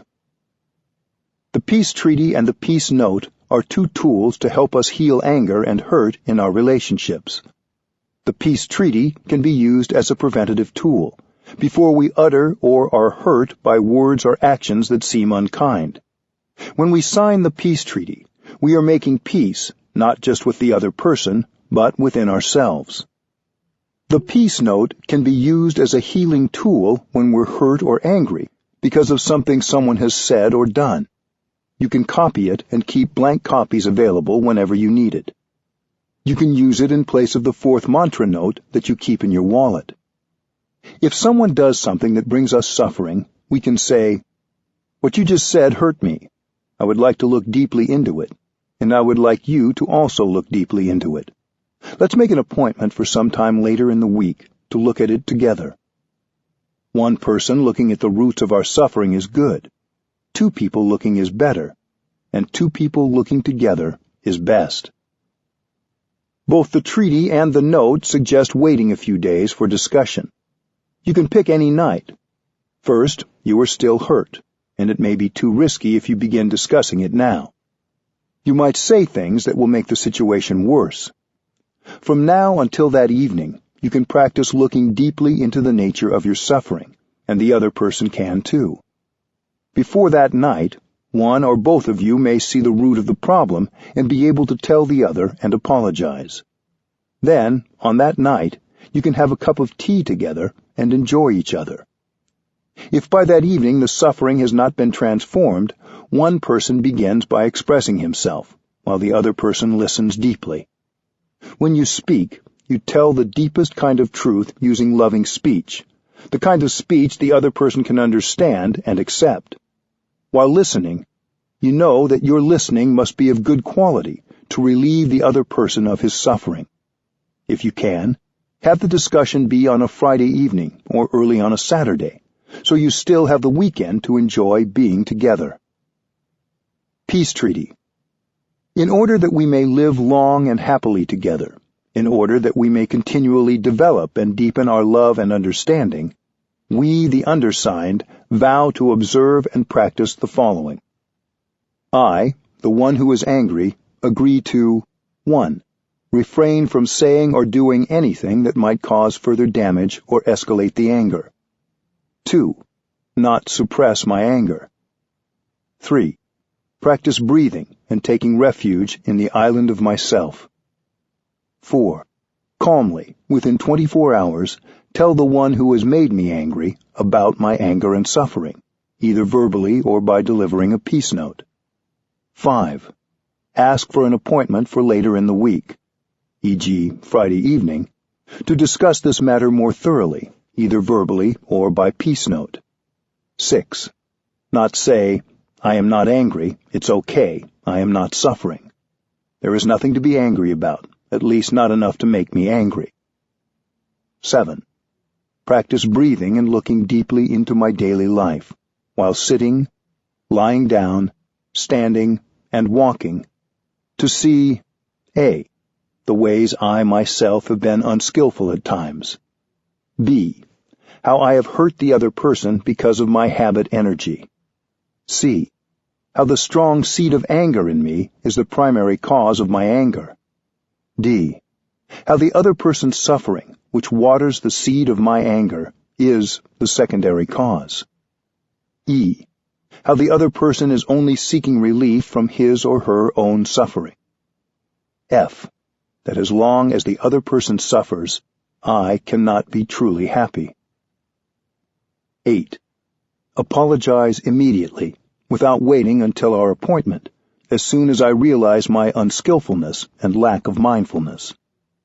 9. Postpone the meeting if I do not feel calm enough to meet with the other person. I, the one who has made the other angry, agree to 1. Respect the other person's feelings, not ridicule him or her, and allow enough time for him or her to calm down. 2. Not press for an immediate discussion. 3. Confirm the other person's request for a meeting, either verbally or by note, and assure him or her that I will be there. 4. Practice breathing and taking refuge in the island of myself to see how A. I have seeds of unkindness and anger, as well as habit energy to make the other person unhappy. B. I have mistakenly thought that making the other person suffer would relieve my own suffering. C. By making him or her suffer, I make myself suffer. 5. Apologize as soon as I realize my unskillfulness and lack of mindfulness, without making any attempt to justify myself, and without waiting until the meeting. We vow to abide by these articles and to practice wholeheartedly. Beginning anew. When a difficulty arises in our relationships, and one of us feels resentment or hurt, a good practice to try is called beginning anew. To begin anew is to look deeply and honestly at ourselves, our past actions, speech, and thoughts, and to create a fresh beginning within ourselves and in our relationships with others. Beginning anew helps us develop our kind speech and compassionate listening, because it is a practice of recognition and appreciation of the positive elements of another person. Recognizing others' positive traits allows us to also see our own good qualities. Along with these good traits, we each have areas of weakness, such as talking out of our anger, or being caught in our misperceptions. As in a garden, when we water the flowers of loving kindness and compassion in each other, we also take energy away from the weeds of anger, jealousy, and misperception. We can practice beginning anew every day by expressing our appreciation to the people we care about, and apologizing right away when we do or say something that hurts them.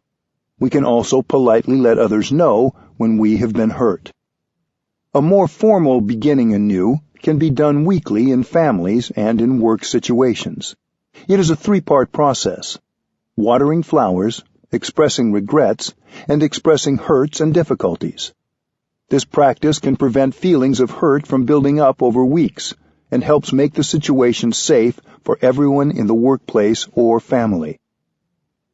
Flower watering is the first part of the practice. Flower watering is simply showing appreciation for the others in your family or work community. People do it one at a time, waiting until they feel moved to speak. The others let them speak without response. It is helpful for people to hold a vase of flowers or some object in front of them as they speak, so that their words reflect the freshness and beauty of the flowers.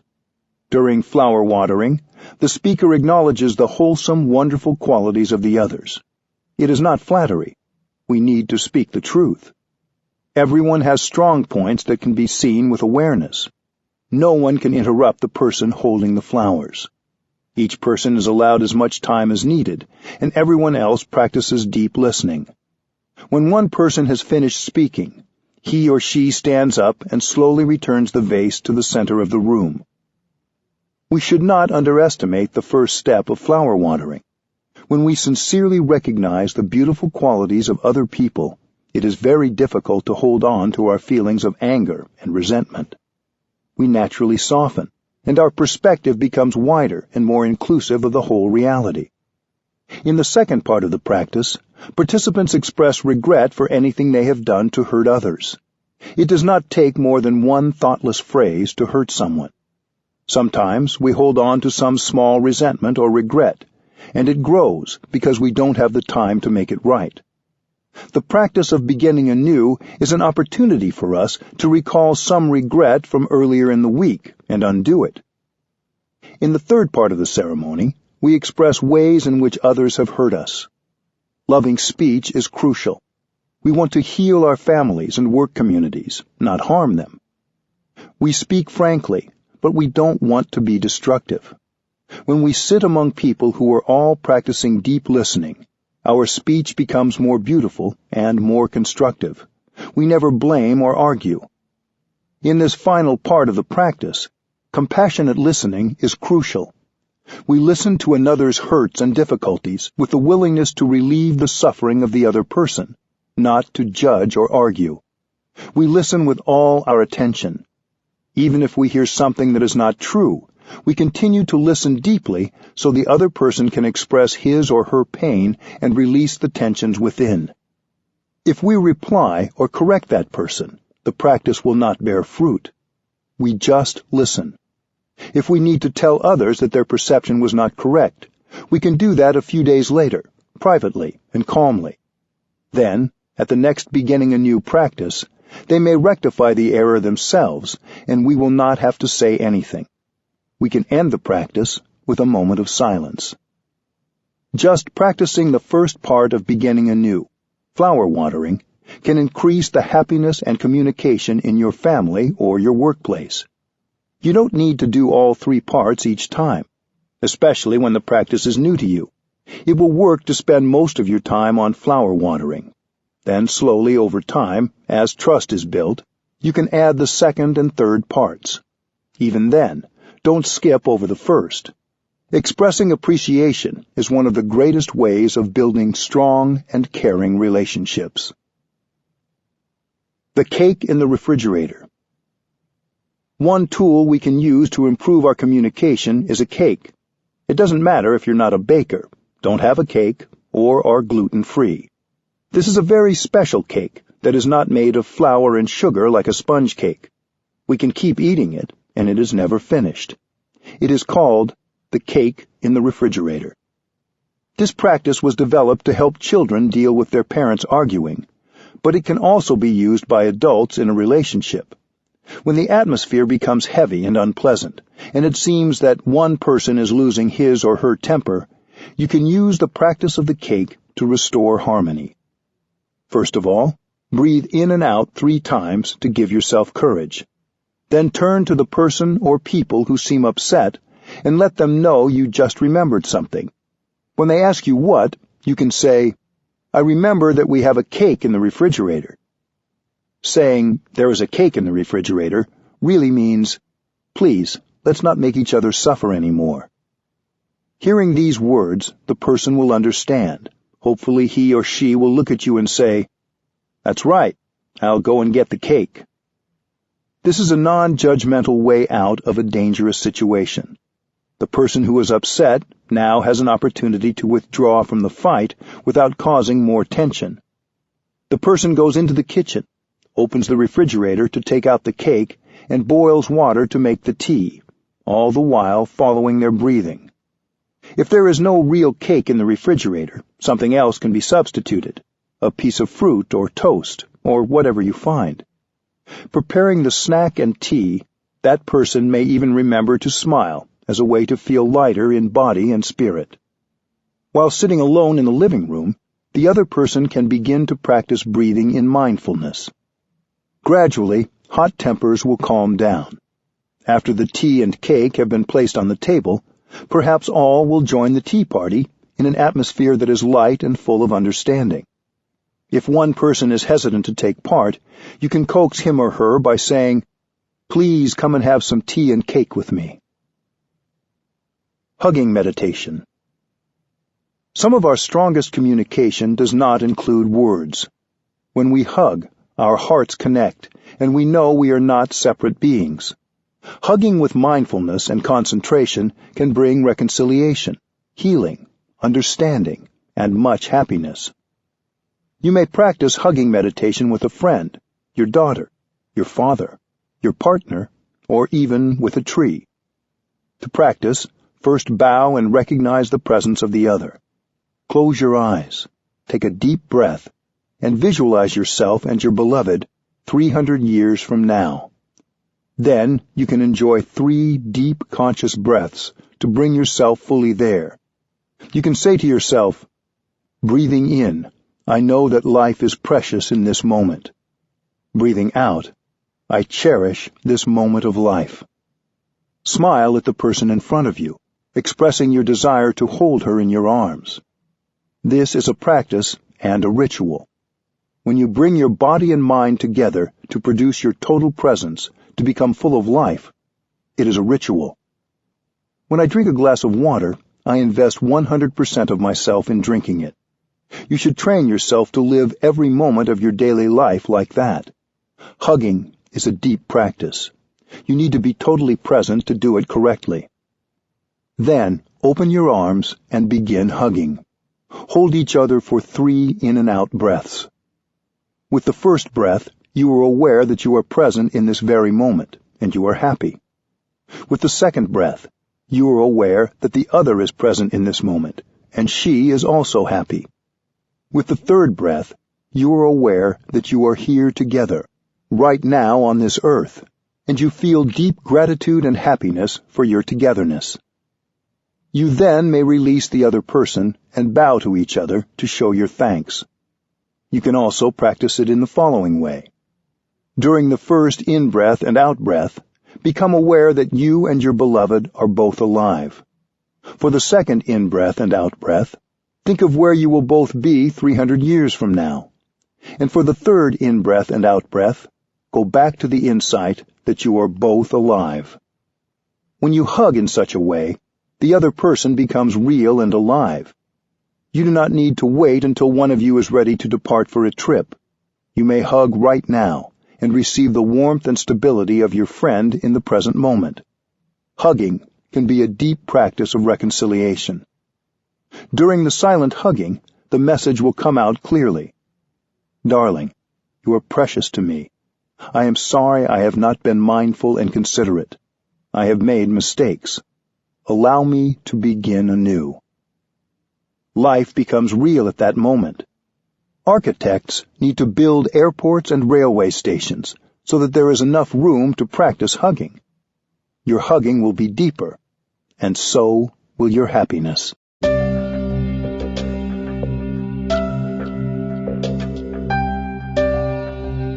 This is Dan Warren. We hope you have enjoyed this unabridged production of The Art of Communicating by Thich Nhat Hanh. This program was produced by Dion Audio. Executive producer Karen Jakonski. Text copyright 2013 by Unified Buddhist Church. Production copyright 2013 by HarperCollins Publishers. All rights reserved. Thank you for listening.